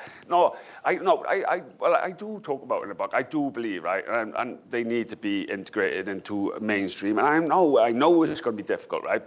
And I don't like the idea of aspiration deficit, right? But I believe that these young men have to be integrated into like groups. I don't like the idea of settings, and I just think that again, that fixated my idea of rupturing. Like, if you're around people that are involved in education, it might change your ideas and your perceptions around education. So I talk about the pupil referral unit. I give the opposite example. I talk about the pupil referral unit as an incubation chamber, right? So, it's not rocket science, is it? You put a group of young men who've all got negative ideas to education together. They've all got negative ideas with masculinity. What do you think's going to happen in the environment, like? You know, they're fighting to get a sense of identity. You know, they haven't got a limited, you know, it's not rocket science what's going to happen in here. There's going to be continuations. There's going to be a fight for someone to be top dog for a start. And there's going to be a continuation of those behaviours. And so, you know, and so we need, and I said, as I said, I know it's difficult. It was difficult writing these ideas because, you know, I haven't got all the answers. But I do believe we need to try and integrate these young men into school. I don't know how that happens. You know, some of the things that happen today in schools, I just don't know how they're going on. Putting young men in little units. You know, I got told to stand outside the class. Yeah, that probably, the teacher told me that people refer to you, that wouldn't work today because they'd smash the classroom, they'd smash the corridor up. But, you know, now you're being stuck in this little box or something. I don't know how you legally get away with that, to be honest. But yeah, I just think there needs to be a greater effort to integrate these young men into mainstream school, and I don't know how that happens. I don't know how it works. There's people who get paid a lot of money to think about these things. But, you know, I said I'm fascinated with the idea of rupture. How do you rupture these ideas of negative attitudes to education? And I think that would work within an environment where we see other people working, where it's not common to reject education, where, you know, if you see other people engage in education, I think you might be slightly more inclined to engage in education. It's not abnormal. When it's not abnormal to do something, I guess you're probably more likely to do it. And, you know, central in the book to the boys or the lads' employment orientation is about they're deeply influenced by the forms of work and employment that they see in the local community, but specifically by the male members of their family. Yeah. You know, there's a lot of work like, you know, my dad, I want to do this because my dad does it, or my stepdad does it, or I want to do this because my brother does it. It's tangible. These are the things. And you suggest at the end, maybe, if you can expose these lads to, you know, other employment, you know, or career options which aren't their immediate family, and that might serve, you know, that might do that rupturing. Yeah, yeah. I'm glad you brought this up because it gives me the opportunity to talk about it, because it gets misinterpreted in some ways, you know, as if I'm kind of demonising their parents. I'm not demonising their parents, and in the conclusion, I make that clear. I don't think I talk about them as victims, but in simplified terms, I talk about that their parents are also victims of deprivation. That, you know, their career trajectory is also a result of deprivation. So the reason they're in manual employment is because they didn't get access to a good education, and those ideas of intergenerationally transmitted. They pass down through families. So I'm not being negative about the people. So yeah, and then I guess for me, then I'm talking about how you rupture those ideas of manual work. And again, I'm not saying skilled manual work is bad. As I said, the men here, they're far more money than me. But the likelihood is that these young men are going to go into low-skilled work. They're not going to get the qualifications to go into skilled manual work. They're going to go into factory jobs, and they're potentially on a decline because of automation. So, you know, we need to change their ideas of work, because if we don't change their ideas of work, then, you know, they're going to go into jobs that are potentially going to be lost. And I guess I talk about, what I talk about is this idea of an intervention. I wanted to trial it in a pilot study. So anyone's on here who wants to give me some money, some funding to try it, I'm more than welcome. But what I talk about is bringing some, like, a working class man or woman in and showing these young men that, you know, there's other ways of being working class, being marginalised, you know, that it's not just about manual work. So what I wanted to do is take this guy in, like, just strip it right back. In the valleys, you take a valleys man in, someone who talks like them, looks like them, but maybe does a totally different job. So, you know, I don't know, he's a vet or whatever. So when they look at that man, they'll go, well, actually, he looks like me, he sounds like me, but actually doesn't do manual work. Maybe it's okay for me to do manual work as well. But I believe they have to have a sense of identity. They have to have a connection with that person as well. Because, you know, I'm not being classist, but I think if you take a middle-class man in, and they'll be like, well, you know, he doesn't look like me, he doesn't sound like me, you know, he's different to me. I think, you know, so that was quite an idea that I wanted to trial. My idea was, I'd ask these young men about a job. Someone would probably steal my idea now. So I ask these young men about the job, what their thoughts are in it, and then take that man in and then kind of see what their thoughts are afterwards. Did that make sense? Yeah, absolutely. I think it's a great idea. And I was reminded of, you know, Jesse Abrams' work about careers advisors and what tends to happen is, and I think, the Wizard multi-cohort study shows this as well. You've got essentially the revision downwards of aspiration, how at year 7, a year 8, year 9, and then very gradually, young people do start off with these big things. I want to do this, I want to do that. And then, reality sort of hits, and it's like, no, you shouldn't, that's not for the likes of you. But in many ways, that's your own trajectory, this idea that, why can't I be an academic? Why can't I do X, Y, and Z? These things are not tangible in working class communities, are they? It's not. This is the doing X, Y, and Z is, these things are deemed out of reach. Essentially, not for people like us. That's not something that I would do. And I think anything that could change that. I don't know. I just want to touch on it, and it's not just about the outside of us as well. It's the difficulties as well, Dan, isn't it? Because and I want to raise points as well. I'm in Cardiff University. When I came to Cardiff University as an undergrad, and I talk about it in the book as well. I came here as an undergrad. I was done very well as an undergrad in the University of South Wales, and I transferred to Cardiff, and I met the head of the year, and I went to see him, and he looked at me and he said, "What's someone like you doing in Cardiff University? We don't normally see people like you here."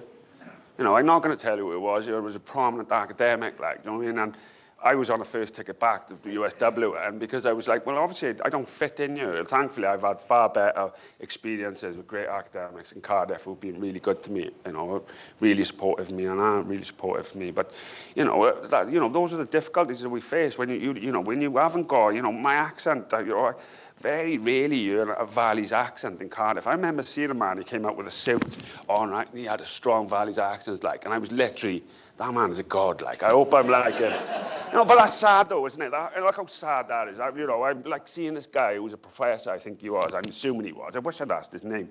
I'm so chuffed because I heard a Valleys accent. We're in Cardiff University, we're just outside, but to have Valleys accent, So yeah, I'm trying to say those are the difficulties having to come into academia, and these are the difficulties they face. You've got to navigate two worlds, and I guess I give you the opposite example as well. I was writing an essay, and I was on my mate's WhatsApp group as well, the rugby WhatsApp group, and I'm code shifting and I'm using my academic terms, and I slipped up and put on what you call maybe an academic term in a WhatsApp group, and the boy said, "Excuse my language, people, you ever fucking put a word like that in our group again, we kick you out."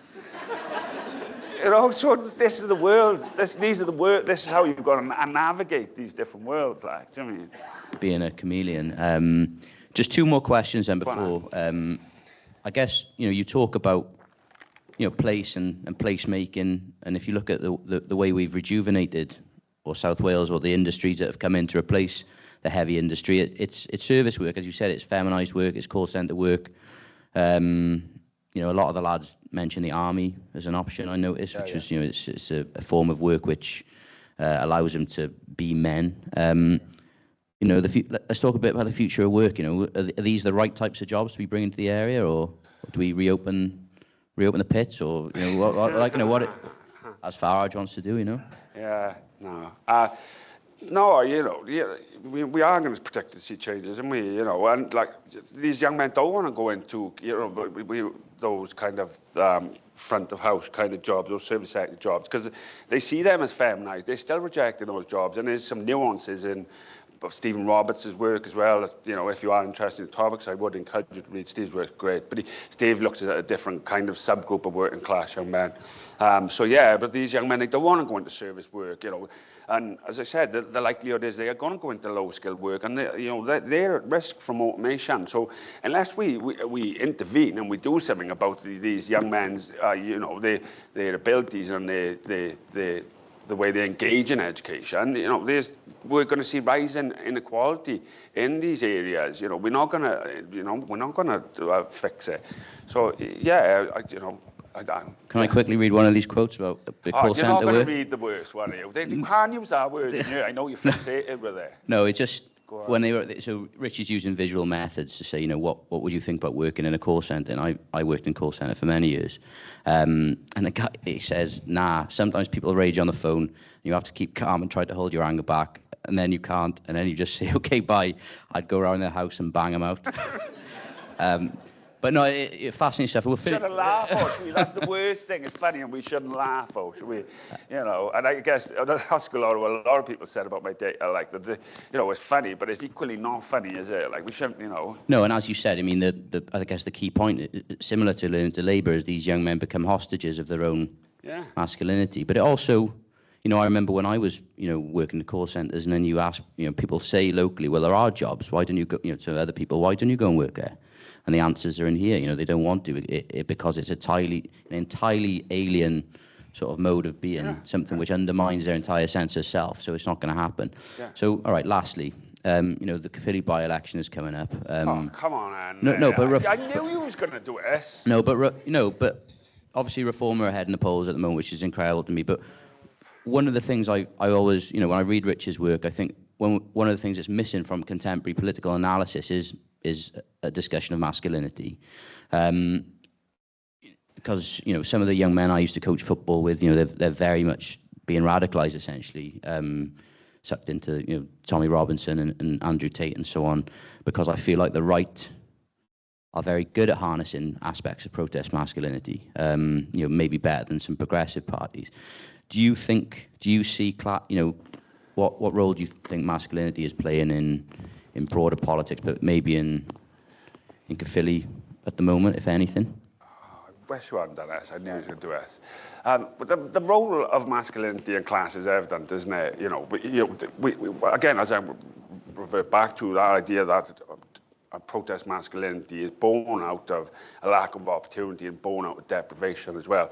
And some of these peoples in these areas, you know, disenchantment from, you know, with political groups are the result of that deprivation as well. So I can give you an example. So, you know, when I talk to people, they talk about mainstream kind of parties, people have been in power, and they talk about how, you know, these people have been in power for a long time, or they're interconnected, and they haven't done anything for them. So they talk about, to me, we've got nothing to lose, yeah?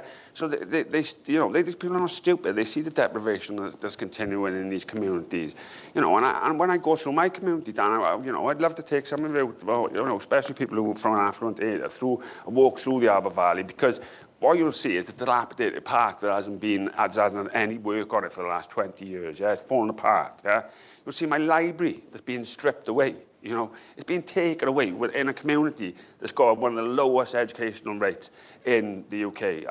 It blows my mind. You know, and you know, these people in these areas, they get talked about as being racist, they get about stupid. You know.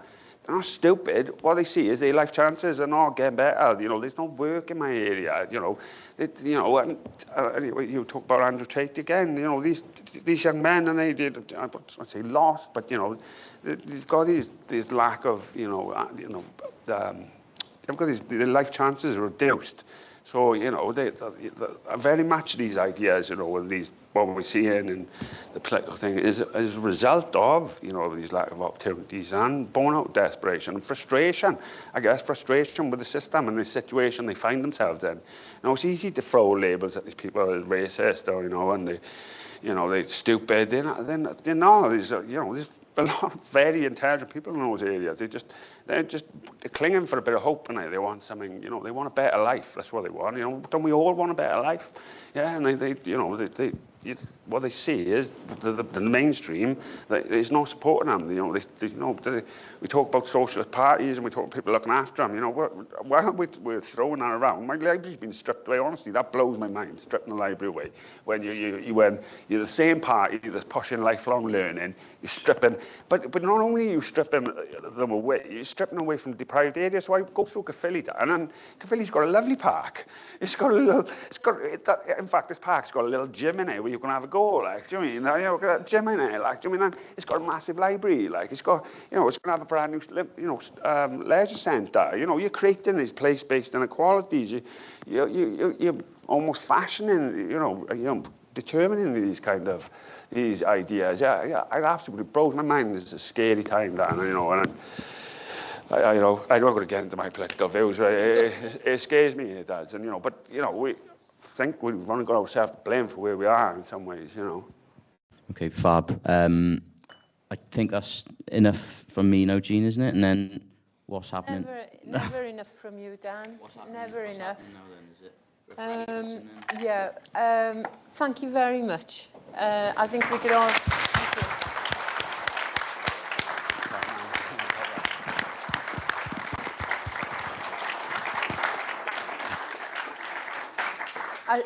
I think where we ended that conversation, and as we go out for tea and some refreshments, I'm sure there's a lot to talk about, because essentially what we're thinking about is what sort of society do we want? What do we want to pay for? What do we want to create? And what struck me as you were talking is that the cost of not rupturing what we've created is far greater than just allowing this to persist. And I thought that was a fascinating conversation. It was from the heart. I think we can all feel how much this work, how much you care about your work, which is always a gift. So we're coming back for questions and answers afterwards.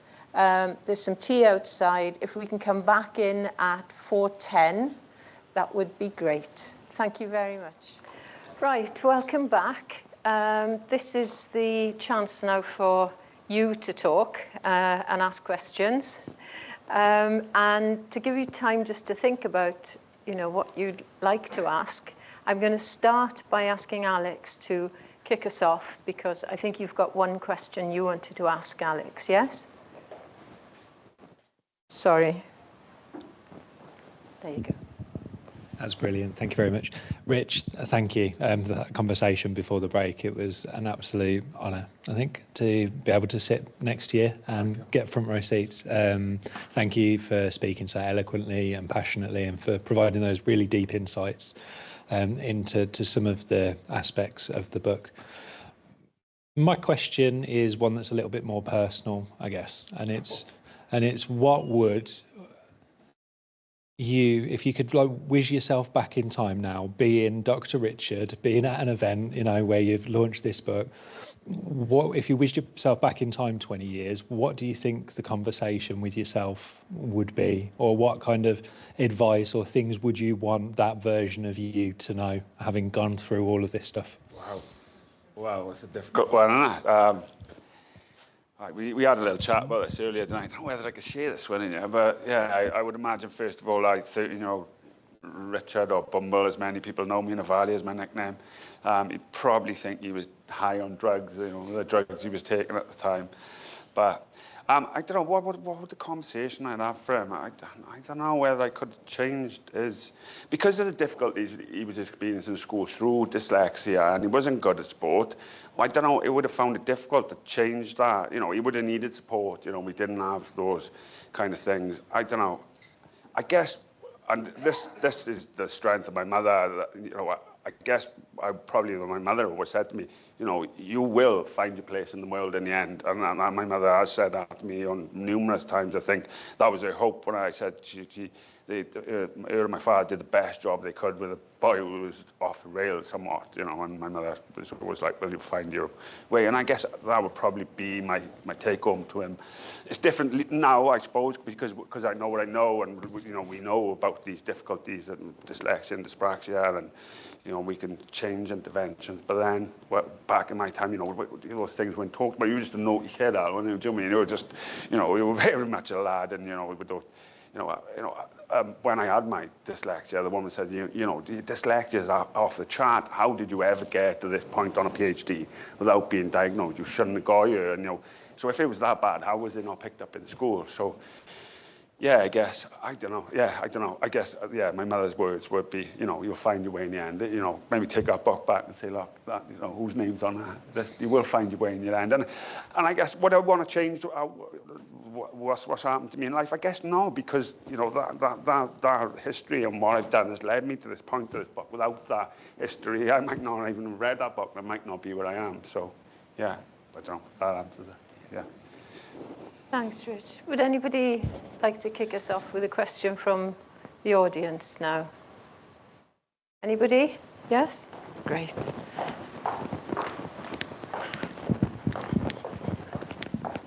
Thank you. Rich, you just mentioned that supportive conversation with your mother. And earlier you mentioned one of the young men's stories in the book about their influential role of their grandmother. And I just wondered whether that was prominent in young men's stories, that the young men you were talking to about women role models, if you like, in terms of impacting or shaping their journey. Good question, Paul, because, you know, it is something that's prominent in gender studies. As being a gender scholar yourself, we often talk about the role of men and how men are, you know, have to influence men, and then there's a counter narrative about how women could be a positive influence in it. And I think that was the only one that shone through. Was it the only one that shone through in the data? I think it was the, you know, most prominent aspect. So yeah, but I guess the other part of it was the friendship group in as well. They, you know, they had a mixed friendship group in. So yeah, but I think that was the only one that came through. But I guess on that point, you know, it does show the strength of, you know, about women, the influence of females as well. Because as I said, within the idea of gender studies, we have that idea, you know, especially in the latest Lost Boys report, you know, there's the idea that men, you know, young men need to have positive male influences because their fathers are negative. Again, you know, that's negative portrayal of, you know, marginalized groups. You know, their fathers are, you know, got some deficits, so we need to replace them with these idealized male role models. But, you know, equally, you know, that bit of data shows that the positivity of a female influence and how beneficial they can be and challenges that narrative. Yeah. So. Anyone else? Any more questions? Yes? Oh, here we are. And you next. Oh, no, sorry. I do apologise, this is a little bit long. I just had to type the notes down. But firstly, congratulations on the book. To say we're proud would be a massive understatement. You're an inspiration to so many, and you're definitely having a positive impact in our community, so I thank you for that. I picked up on something you said earlier, and I would like to have your personal opinion on my thoughts. I understand it has been consequence. I understand there has to be consequences for bad behaviour. And you told a story earlier about Stan throwing pool balls in the community centre, and the consequences of his actions was being punished by way of being asked to leave. I believe if we want to see behavioural change in young men who misbehave, there should be more focus put on the questioning and understanding the reason for the behaviour. If more people ask the person who is misbehaving why they behave in this way and have more understanding of the reason, I believe this could have a more positive impact regarding behavioural change over punishment alone. I genuinely believe there's a valid reason behind all the negative behaviour in young men, and if we put more emphasis on the understanding the reason, we'll potentially see better results. Growing up, I was a bit of a Stan myself, and it wasn't until later in life, on reflection, I realised the reasons behind my behaviour. I'm not sure if someone asking me the question why would have made any difference back then, but I believe that it's something that should at least be considered. What are your thoughts? For that, Craig, and thank you for the three of you for coming. It means a lot to me. These are my best friends. They've been with me through the start when I was a Numpty Valley boy, and they're still by my side now. So it means a lot to me to have them here.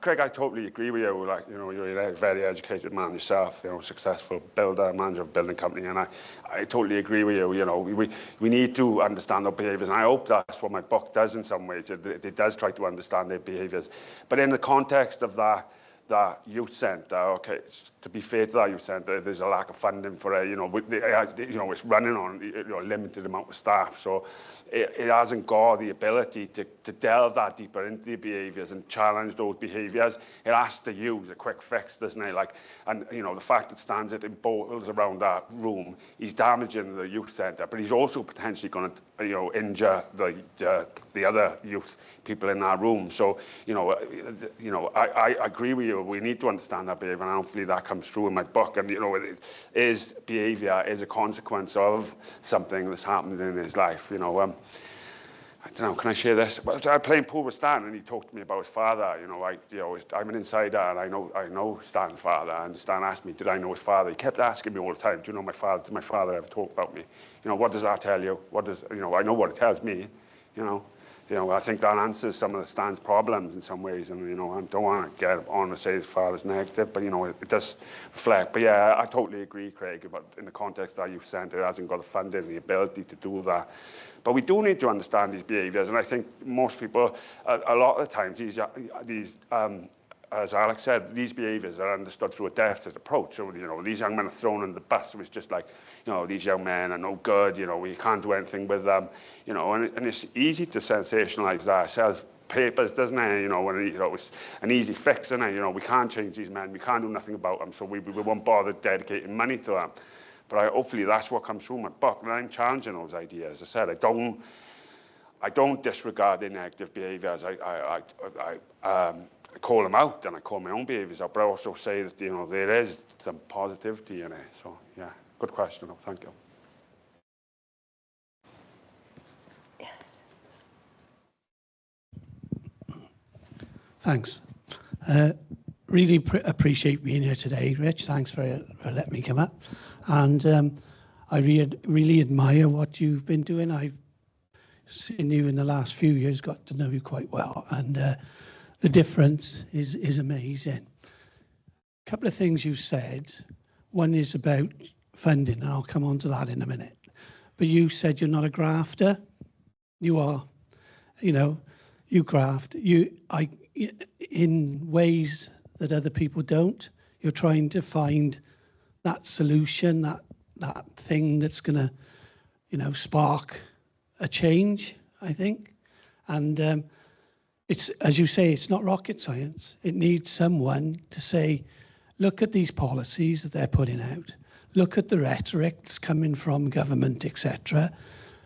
Why are youth clubs closing? Why is it that community buildings that have been well used over the years are closing? And I'm just sort of, I mean, I don't know if this is a relevant question for yourself, but how do we get those people? I stand up and shout a lot, but it doesn't seem to do anything. You know, how do we get those people to marry the policies with the procedures that we're able to do on the ground in the community?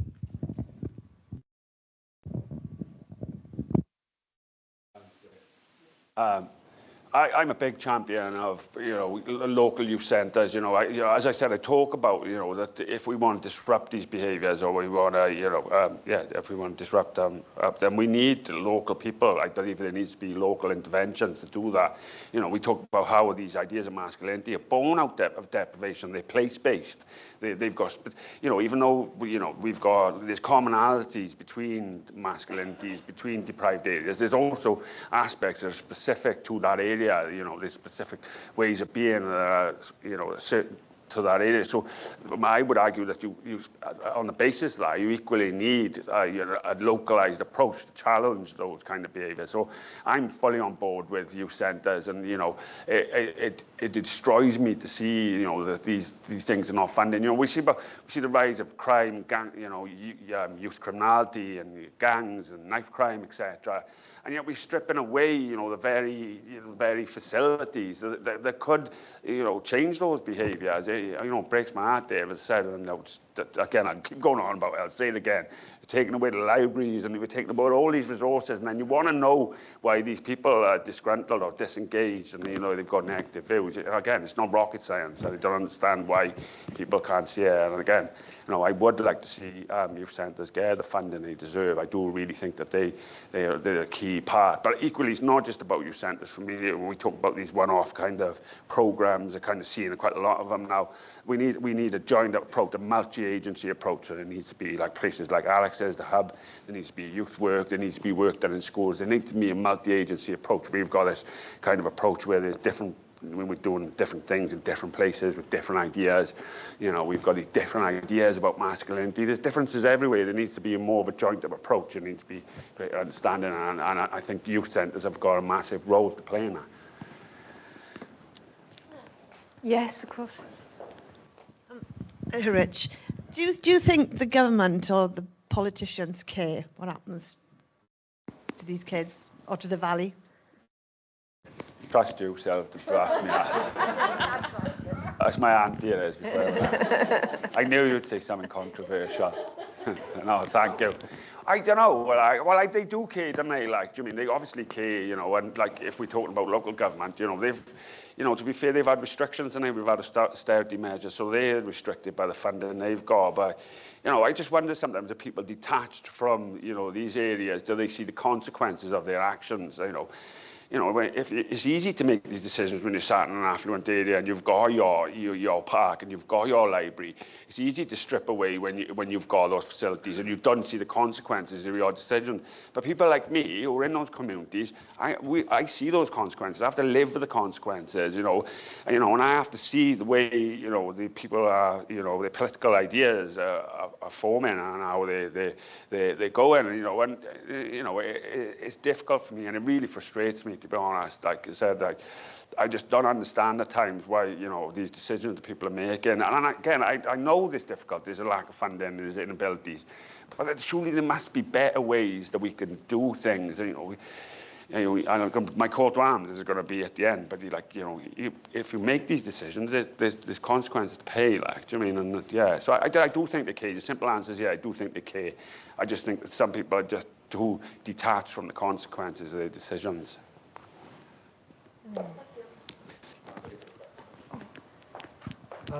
Yes, I don't know where to begin with my thanks. That is just such an amazingly valuable piece of work. I've printed it off and I will be reading it very carefully, particularly during the next week of the Caerphilly by-election, where I'm going to be going up, I'm going to be knocking doors for the damn party that closed your library and wants to try to hang on by reopening or keeping open your library via a different funding stream if it can manage it. Yeah, the issues are so deep-seated, and you're engaged with so many layers of the importance, not just of masculinities, but presumably of femininities as well, in the same schoolrooms, where some people get kicked out into the PRU and other people get the grades to come down here, not in anything like large enough numbers and not in the numbers intended in the 1890s when this place was set up in the first place, obviously, and before we had tuition fees and all the rest of the paraphernalia of trying to get this thing right 120, 130 years ago.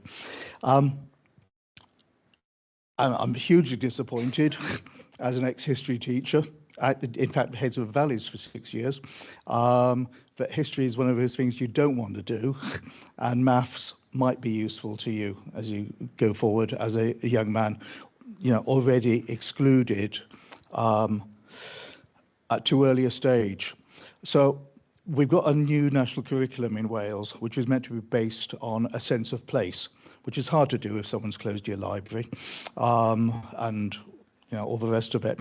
What would you want to see going into the development of the national curriculum, perhaps particularly in the Caerphilly area, that is going to give, you know, kids from nursery school through primary in a seamless progression on to make them, you know, fully effective, functioning human beings living in that place, because that's what the national curriculum is meant to be doing for everybody, not just taking some off to Oxford, etc., etc. Although I did come across a Labour door knocker who was from Portland Fife, and he was knocking doors between his first degree in history at Oxford and going on to do second degree MPhil in Oxford.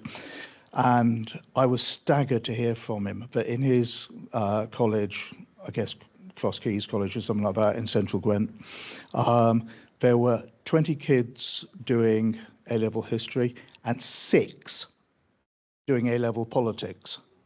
Well, the love for politics 120, 130 years ago in central Gwent valleys would have been a bit different, I think, from 6 people pushing it on.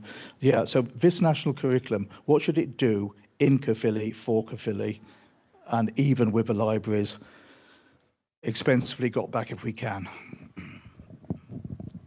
Hey, I don't know I'm happy or and it does frustrate me, but like, I want to go back to that point. Like, do people think people in the valley is dull? The absolute hypocrisy of that. So you go, Philly County Borough Council, or Labour-led, stripping away the library, and then you've got a Labour representative who's saying he wants to bring back the libraries. Honestly, like, do you really think you're going to fool these people by that? It really kills me. But anyway, the history point. That's the kind of the point, isn't it, that I'm trying to make in the work, that they disregard this because they don't see it as relevant to their future.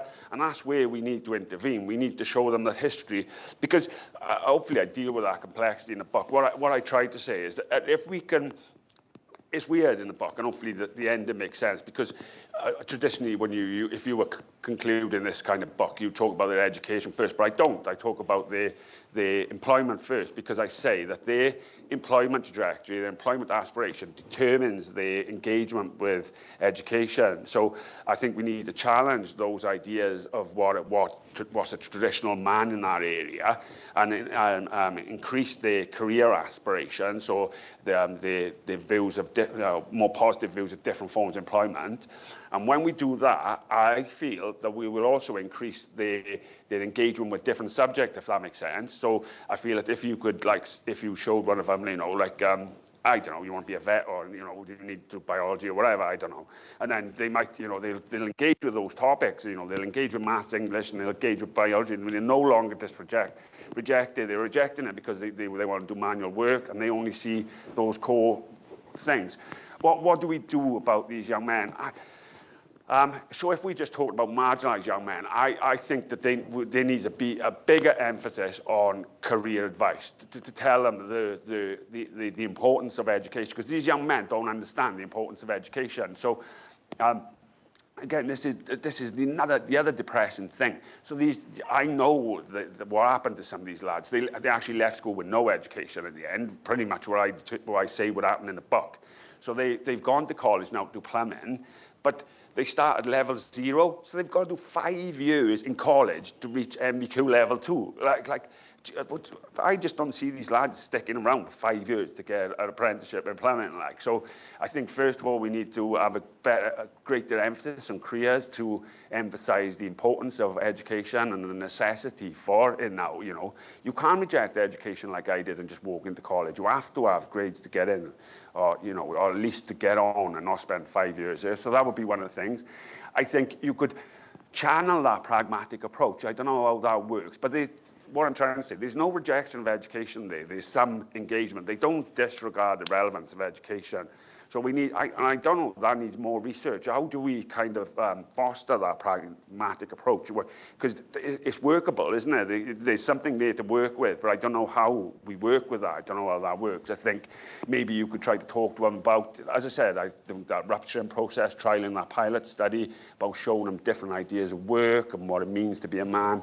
Yeah, I guess those are some of the things. And I guess maybe letting them have a greater input into the education, so they can choose and kind of trying to look to determine that. So because, I don't know, there's a lot of about you. A lot of negativity about saying using that way of masculinity, but I think there could be some way of manipulating those ideas of masculinity and giving them some like sense of autonomy through those ideas. You know, some people don't like that idea, but I don't know. Those kind of the ideas I'm wrangling where they need more research and more thinking. But yeah, hopefully that. Yeah, absolutely. Yeah, absolutely. Yeah, said. Yeah.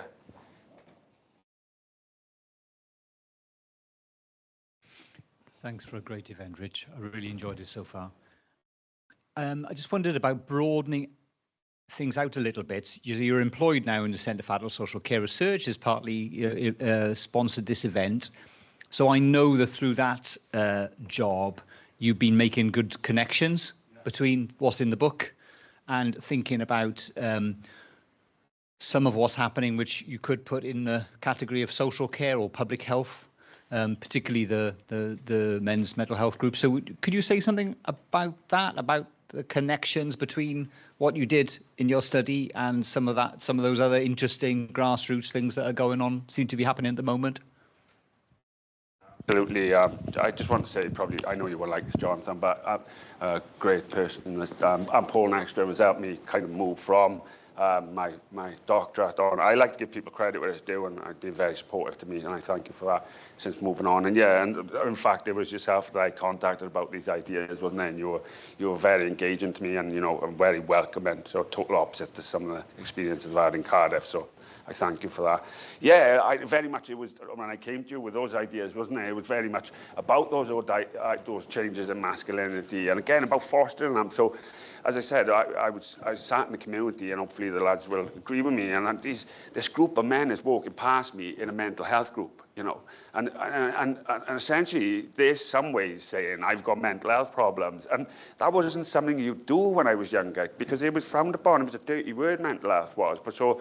It emphasises that these ideas of mental health are changing, but we don't know enough about these groups and what they're doing. But there's clearly some change there. But and those groups could be used. As we talk about the social care sector and health sector is under pressure, and then those community groups could be used in some way to help.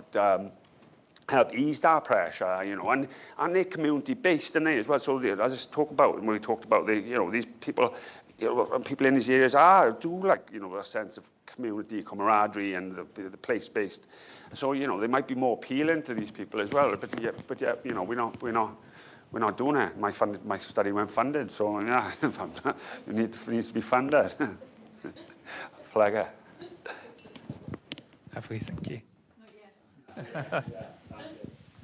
Thank you, and thank you, Richard, and to all the other speakers on the panel as well. And just like other question askers, I just wanted to start by saying thank you, and it is a genuine, heartfelt thanks as well. To see this kind of research represented is just so refreshing and so needed.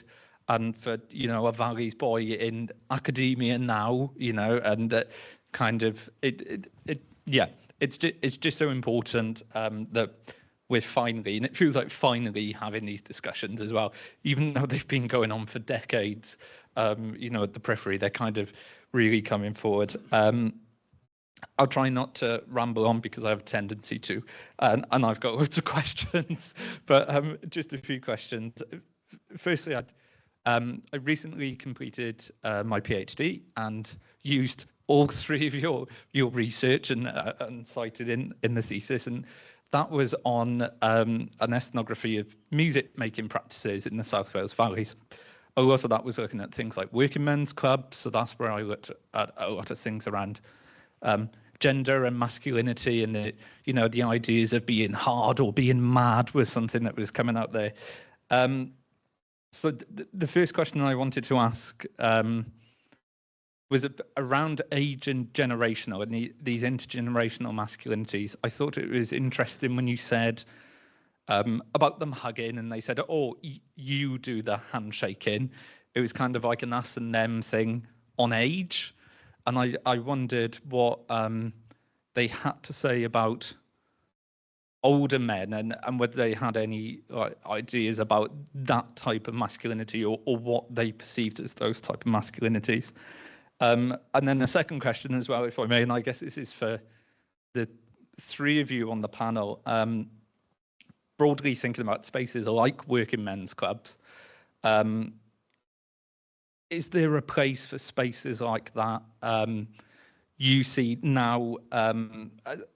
We talk a lot about youth clubs and things like that, but then, men reach a certain age and that support network just completely disappears. And in a crisis of loneliness and everything, what kind of spaces can we envisage around that? Yeah, I'll stop waffling on, but thank you. Yeah, you've just emphasised an important point then as well, that I haven't let you both answer these questions as well, so I'm sorry. You might have wanted to chip into them, so sorry. I'll answer the first one, I'll leave you to answer the other two. The second one, it sounds a bit too difficult for me, so I'll leave it to you. No, but on a serious note, yeah, very much age determined as well, because, that reflects the changes in society, and again, I talk about it in my work, the Me Too movement, the idea that, there's an increased emphasis of those ideas ideas, those traditional ideas of masculinity that I grew up with, are no longer acceptable, thankfully, you know, and there needs to be changes, and I think they drive in some of these young men's ideas. So yeah, it's very much, but I think those ideas are actually coming through as well, because I see men, you know, of my generation as well, and they're doing different forms of behaviour to, you know, different styles of fatherhood, and kind of, I know when I watch what I'm saying, my dad's here, so yeah. But yeah, there's different styles as well, isn't there? So I think they're also coming through to other, you know, other generations as well. So yeah, I don't think it's just to a younger age. I think we are seeing more progressive changes in these in a younger demographic, but I think we're also seeing changes in an older. I think they're coming through. I think, you know, because those kind of ways of being that were acceptable are no longer acceptable. You can't get away with them anymore. So you have to change it, you know, change our parents essentially. So, yeah, but I do think, you know, that the younger generation are, you know, showing ideas. So yeah, definitely, yeah. And I leave the rest to you. It's a hard one for you. But, Alice,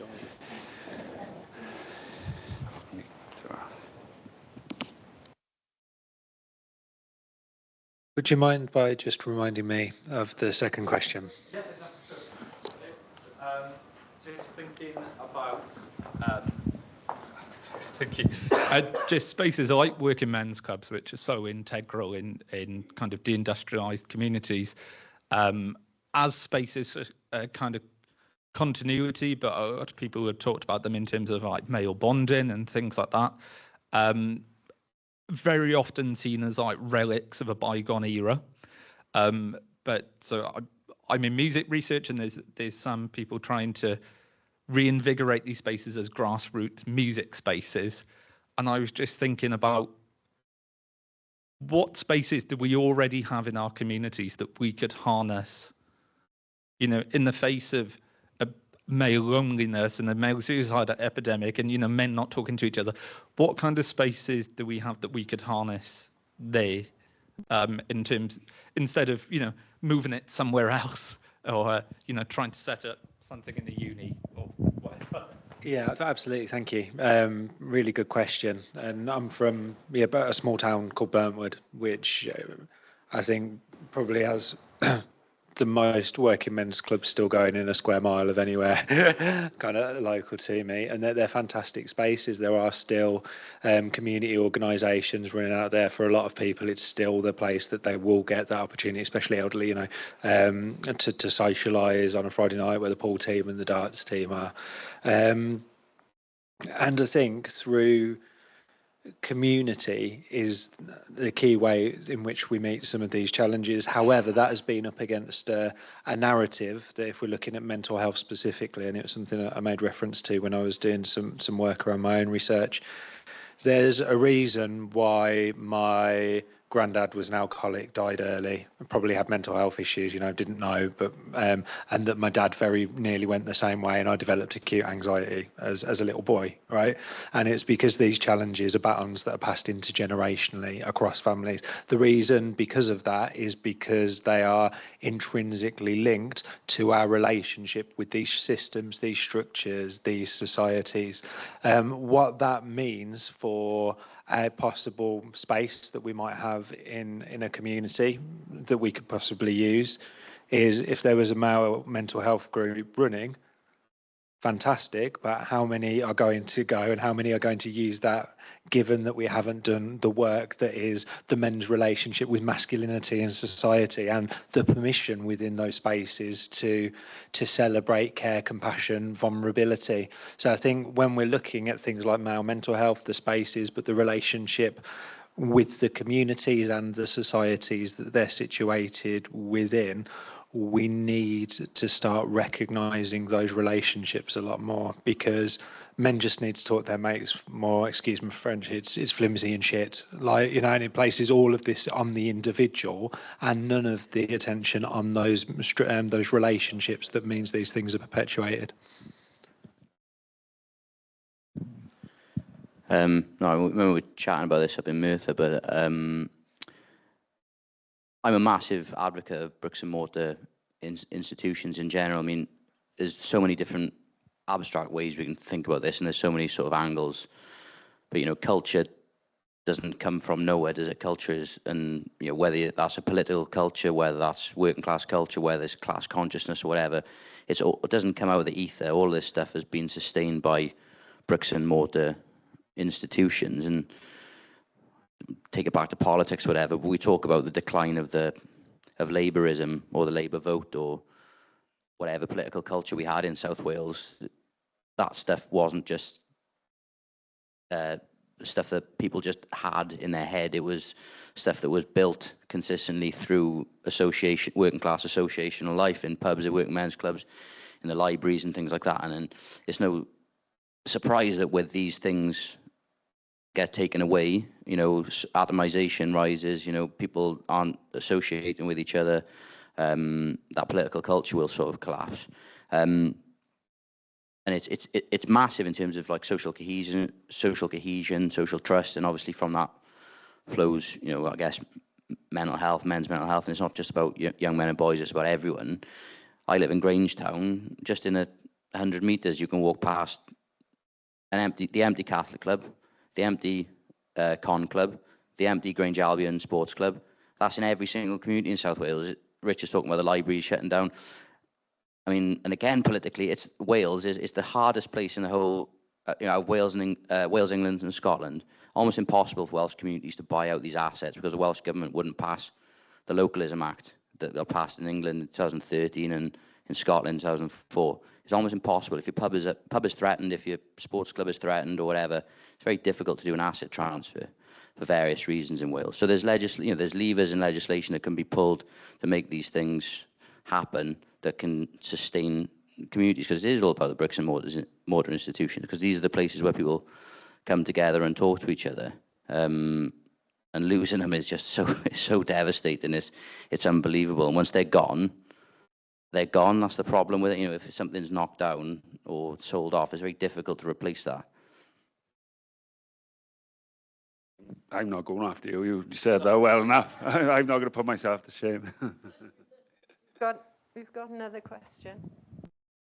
Thank you. So you've already touched on it a bit in terms of getting people from the community that have jobs to go back and speak to these people. But I think it's really important as well we have teachers that are from the community actually teaching children. So the community I grew up in, the school was, you know, massively overcrowded, underfunded. And the thing I really noticed was like the teachers spoke to you in a way that was alien to your community, so you didn't really engage with the classes because of that. So I think that's a really important factor in this, is actually getting people from the community to teach. And I'll also touch on the politics point as well, because so often we have politicians, especially at like, you know, UK level, but also Welsh level, local elections a bit different, but that aren't actually from those communities that the parties draft in. So if we don't have voices from those communities that have grown up in those communities, how are we going to change anything, is basically my question.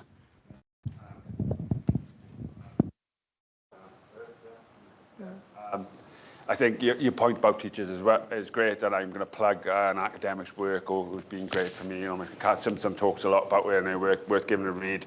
She talks about the importance of teachers coming up from that area. Hopefully she's online. She'll love me plugging her. So yeah, she talks about the teachers from the area and the relationship they build, and I think you're spot on. Like, I mean, you've got some empathy. You understand the difficulties that are faced by these young people, and then you can alter your ways of behaving and the ways you work with these young people in accordance with the empathy you have. So yeah, I totally agree. But then, you know, you've got the difficulties of having to go into these teaching jobs. You know, they could take qualifications. They're possibly not seen as, we talk about male and the need for male teachers. You know, in these areas, I haven't looked at that role, but I guess there wouldn't be much attraction, especially this group of marginalised young men. You know.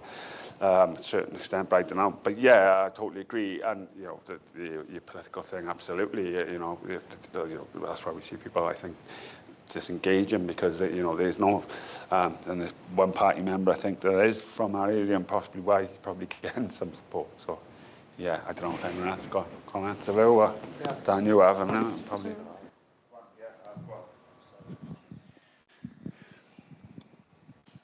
Yeah, so in my PhD, one of the people that I interviewed was a teacher, and it was with a group of young working class men in the Black Country, and it was with a teacher who'd gone to the school himself, then gone off to the local university, did a sports degree, then went back to the school, got experience as a teaching assistant, qualified, and he was now at the school.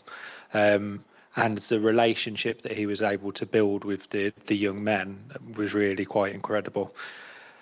But we established this kind of taken for granted assumption, and Richard touched upon it, with kind of the social mobility narrative, that the gold standard is geographic and social mobility, and you achieve that through the Oxford or Oxbridge or a Russell Group university. And everything else is to some degree just a less valuable version than that. If you don't go to a Russell Group university, not quite as good. If you go to, if you don't move away from home and you commute into university, not quite so good. You came with a BTEC, it's that type of narrative. And actually what we saw in the research was this teacher who had become, to an extent, socially mobile. He was first in his family to go to university. But what he'd done through negotiating that trajectory of staying local was that he kept all of his mates from back home, that he was still embedded, within his community, that he'd got the bits that he wanted out of that kind of higher education journey, because it allowed him to qualify to be a teacher. And now, he was in this middle class teaching profession, but we're still really embedded in his community. And it just led me to wonder if we stopped with the narrative of, that gold standard of geographic and social mobility, and started recognising that there are loads of people that live at home and go to university to study, or there's different ways to do things, and we actively celebrated those students that are at FE College studying BTEC qualifications as really valued and valuable, how different things could be. So for me, it's massively important, but we could do a lot better at the mechanisms, or legitimising the mechanisms to create situations like that. Point on that as well. I think that's especially important in Wales, because over the last decade, only 2 council areas in Wales, one's Cardiff and the other's Ceredigion, have actually gained more people under the age of 30 than have left. So it's all showing not just that people have aspirations for moving away, but there isn't young people moving in to do jobs like teaching either. So it's just becoming more and more ingrained that you have to leave this community. And that's something like, I still live in the community that I grew up in. I did go to university in Aberystwyth. I was, away, but it was still in Wales. But I made a point that I wanted to return. I could have a job where I got paid more money by going somewhere else. But I felt it was important to contribute back to my community, try and make it better. I think that's something we also need to ingrain more in people in Wales. So I think we've got time just for one last question, or 2 last questions. Do you want to? We'll take the 2. No, we'll take the 2 questions together. You go first. And then I'll come to Callie. Is it? Yeah. Oh, sorry. Yeah. We've got 3 more questions. Yeah. We've got time for 3 more questions. Go ahead. Yeah, I'll try and be quick and not ask stupid questions. Don't try and be quick, just enjoy. All right. I'm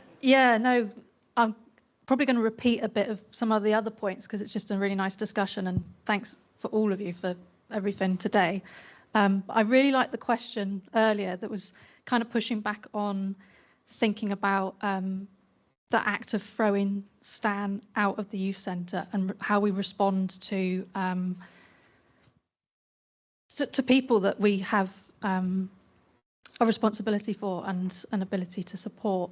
And I wanted to kind of connect that with thinking about education. It's not just about having representation and encouraging people to work harder or think differently, but for changing how teachers see people and changing education in the syllabus and the way that we teach. That's so important for engaging people. I think someone mentioned as well, doing things that are more practical and just changing the way that we teach and engage. Education seems to need a big change. So I just wondered how you'd sort of connect all of your work with engaging with education that changes the way that we teach and what's on the syllabus, and just revolutionising that, not just how people want to engage with it, but changing that. Can you train people? I mean, it's also obviously important, as people have said, to have people represent. You know, when I would teach, I'd be very clear, this is who I am and where I come from. I'm going to represent and make it a safe space for everyone in the room, make, I don't know, people welcome and to disrupt how people might treat each other in subtle ways. But not just that, but just try and do teaching in a way that it's not just that stand up and I'm going to give you something, but let's learn together. You can teach me something, and let's do some more interactive stuff and just do it a bit more collaboratively and flatten things. Yeah, so I just wondered how you could kind of connect all of your work with changing education as a whole, really changing it. Sorry, that's really long. No, it's a brilliant question and really close to my heart as well, so I'm glad we had that. Are you okay if I take 3 questions, or would you like to answer that first? Are you all okay to stay for another 10 minutes? Okay, that's a good vote. So go with that question first, and then I'll come to everybody else. I probably not answer the question completely, but because I want to just talk about my work, because I think your point was right, but I think my work sometimes gets not confused slightly, because, you know, I talk about interventions, how we can intervention in these people's lives. So a micro level, you know, a micro level intervention. And I understand that the best approach is a macro level, but that shows, that's my emphasis on micro is because I'm not convinced about the desire for macro intervention. So the obvious way to change these young men's lives is to tackle poverty, isn't it? Because we know poverty, deprivation, and that protest masculinity is born out of that. So yeah, that's why I emphasise. So I just wanted to say that about my work. That's why it always looks at these kind of micro level ideas, only because I'm just not convinced that there's enough, you know, desire. Yeah. Yeah. You know, do it the same way. Yeah. Yeah, no, but but you know what I mean. Yeah, but I do agree that there has to be wider change, and there needs to be changes to the system, and maybe the both of you might want to elaborate that. I certainly think you might want to add to. Do you want to answer? Yeah, that's right. I think, and I know Rich talked a lot about that kind of relevance to vocational kind of aspirations and goals for what you might want to be doing to work and relevance to the workplace. And I do agree with that. However, for me, I said it in the break, I think I was probably chatting with you, like, we're in a situation where kids will hate school, but that doesn't mean they don't like education. They're two different things. And for me, one of the most significant changes we could do with our formal education systems and structures is make them a little bit less about what you want to be and a lot more about who you want to be. Yeah. Did you want to say anything, Dan? Or you? Yeah. I think that's such an important point, just personally. So, yes, I think it's on. Thank you, everybody. It's been really fascinating to hear your work today. I've heard Alex before, and from that I've found Richard's work today. I'm coming to this pointy end of my own PhD, and I'm citing quite a lot of stuff. And today, about 2.5 years of my sector context was summarised in 15 minutes, which kind of turned my imposter syndrome up to about 11. And I'm just wondering, for the three of you, does your, as you described it, Richard, insider status, does that sort of amplify your own imposter syndrome, and how do you deal with that? Or is it actually your superpower? That's a good question. What a good question. Absolutely an awesome question. It's the gift and the curse, so it's a bit of both, isn't it? So I talk about in the book that insider status, I believe, allowed me to see things that other people wouldn't be able to see. So, you know, the reason I could see those changes in masculinity is because I was able to draw on my experiences and compare them to my, also I talked to some of the lads as well. So, yeah, it was a superpower in some ways, and it allows me to delve into the data, and I find things that other people want to find. But it's equally a curse, isn't it? Because you have to I had to explore my identity as well, who I was, and I had to kind of figure out why I was and why I made these decisions. And there's also the difficulties of being inside there, and I'm keen to not lose sight of who I am and where I've come from. And I appreciate my friendship groups that step my side. So I'm conscious of the way that I talk around them and the way I talk about talk in university. It's difficult to work those, and I've spoken to academics who say that they've given up their former life because it's too difficult, too mentally and psychologically difficult to navigate those two worlds. So I'm passionate about trying. I don't even know whether I mix them both together successfully, but I try my best because both of them mean a lot to me. So yeah, I guess the easy answer is, yeah, it's a gift and a curse. It helped me in lots of ways, but it's equally psychologically difficult as well. I know the last question. Right, Rich. I think your book right now encapsulates what my son's going through. He just started college about a month ago, and I sort of not pushed him into it, but I said, if you get a trade, you'll always have money in your pocket, and you'll be able to look after your family. So then he sort of neglected, like you said earlier, exactly, your words, history, geography, science, and concentrated on like maths and English to get into college for to be an electrician. How do you break that cycle? Yes.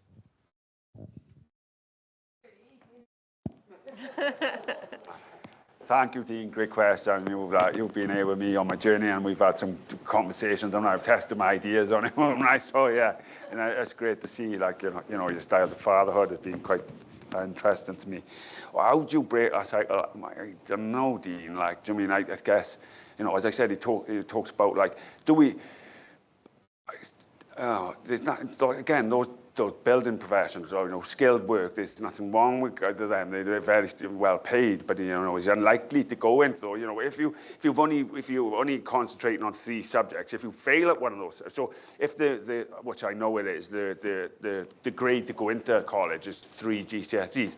So if you're limiting yourself to 3, once you've failed at one of those, you've only got 2 left. So you're ultimately not going to go in. I just think we need to change those ideas about education and how important it is to the future as well. Like, do you know what I mean?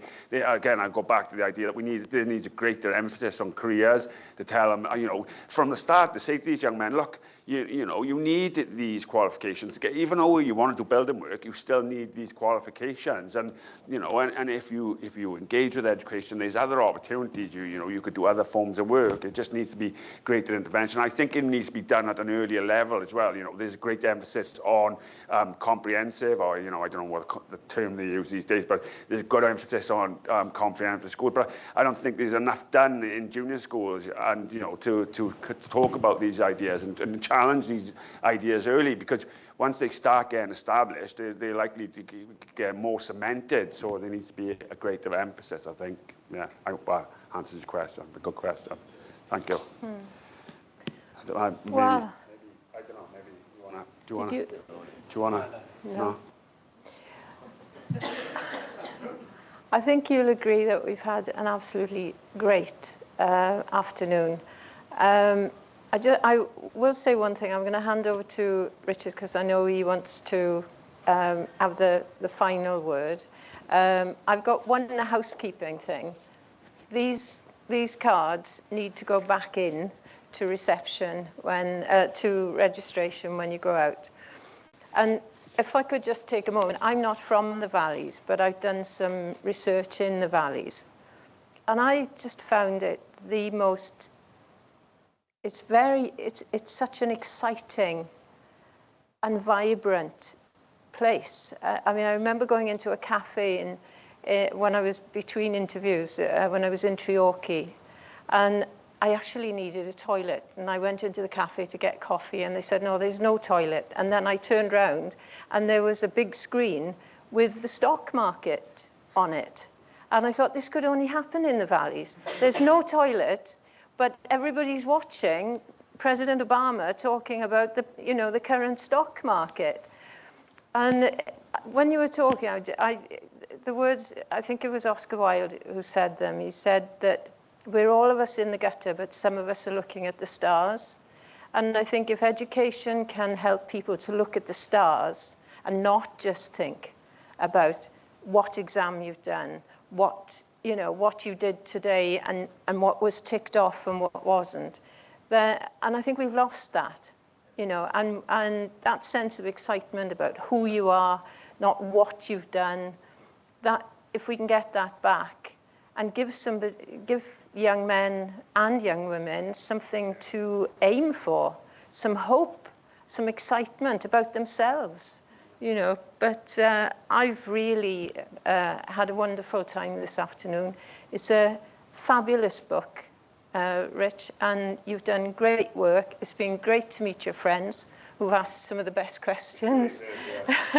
And now I'll just hand over to you to say what you want to finish with. I know everyone's probably had enough of my monotone voice, but you know, I might now get the opportunity to do this again. So I just want to thank everyone for coming. Those who will read the book, who've read the book and will read it or know my story will know like how surreal this is to me to have a publication and to sit in front of, top class academics and all these people here and listen to me. It's surreal, like doing it. So yeah, I just want to thank you and thank you for the people who supported me on to get to this point. You know, without you, I wouldn't have made it. There's times that I felt like jacking in academia. It's been, psychologically, it's been a very difficult journey, especially on a PhD with COVID. So, yeah, thank you for those who supported me. And I know I say it all the time. People who work with me now, I'm always say, thanks for your support. And some people might not think it's genuine, but it is genuine. I wouldn't have got you without your support and the boys' support, who've been by my side. So thank you for that. Special thanks to Alex, Dan and Jean, and I told you they were good speakers, they are, so thank you for coming. I asked and you came. Thanks to Wizards and K for organising this event. I really appreciate giving me this opportunity. And I want to say special thanks to Brandon and Kirsten. You've been absolutely amazing. I know I'm probably not easy to work with. There's probably other people who agree, but you've been absolutely brilliant. You're a credit to Wizards, so thank you. Thank you for all your support. And then I guess finally, I'm nearly done, people. I've got this opportunity. I'm guessing there's a few people online, so I'm going to reiterate the closing section of my book, yeah? And this is what it is. The future of marginalised young men is not a done deal. My research offers reasons for optimism. However, it's our responsibility as researchers to seize this chance. It's up to you as individuals with power and influence to make decisions that shape their future. Choose wisely. Please don't let them down. Thank you very much.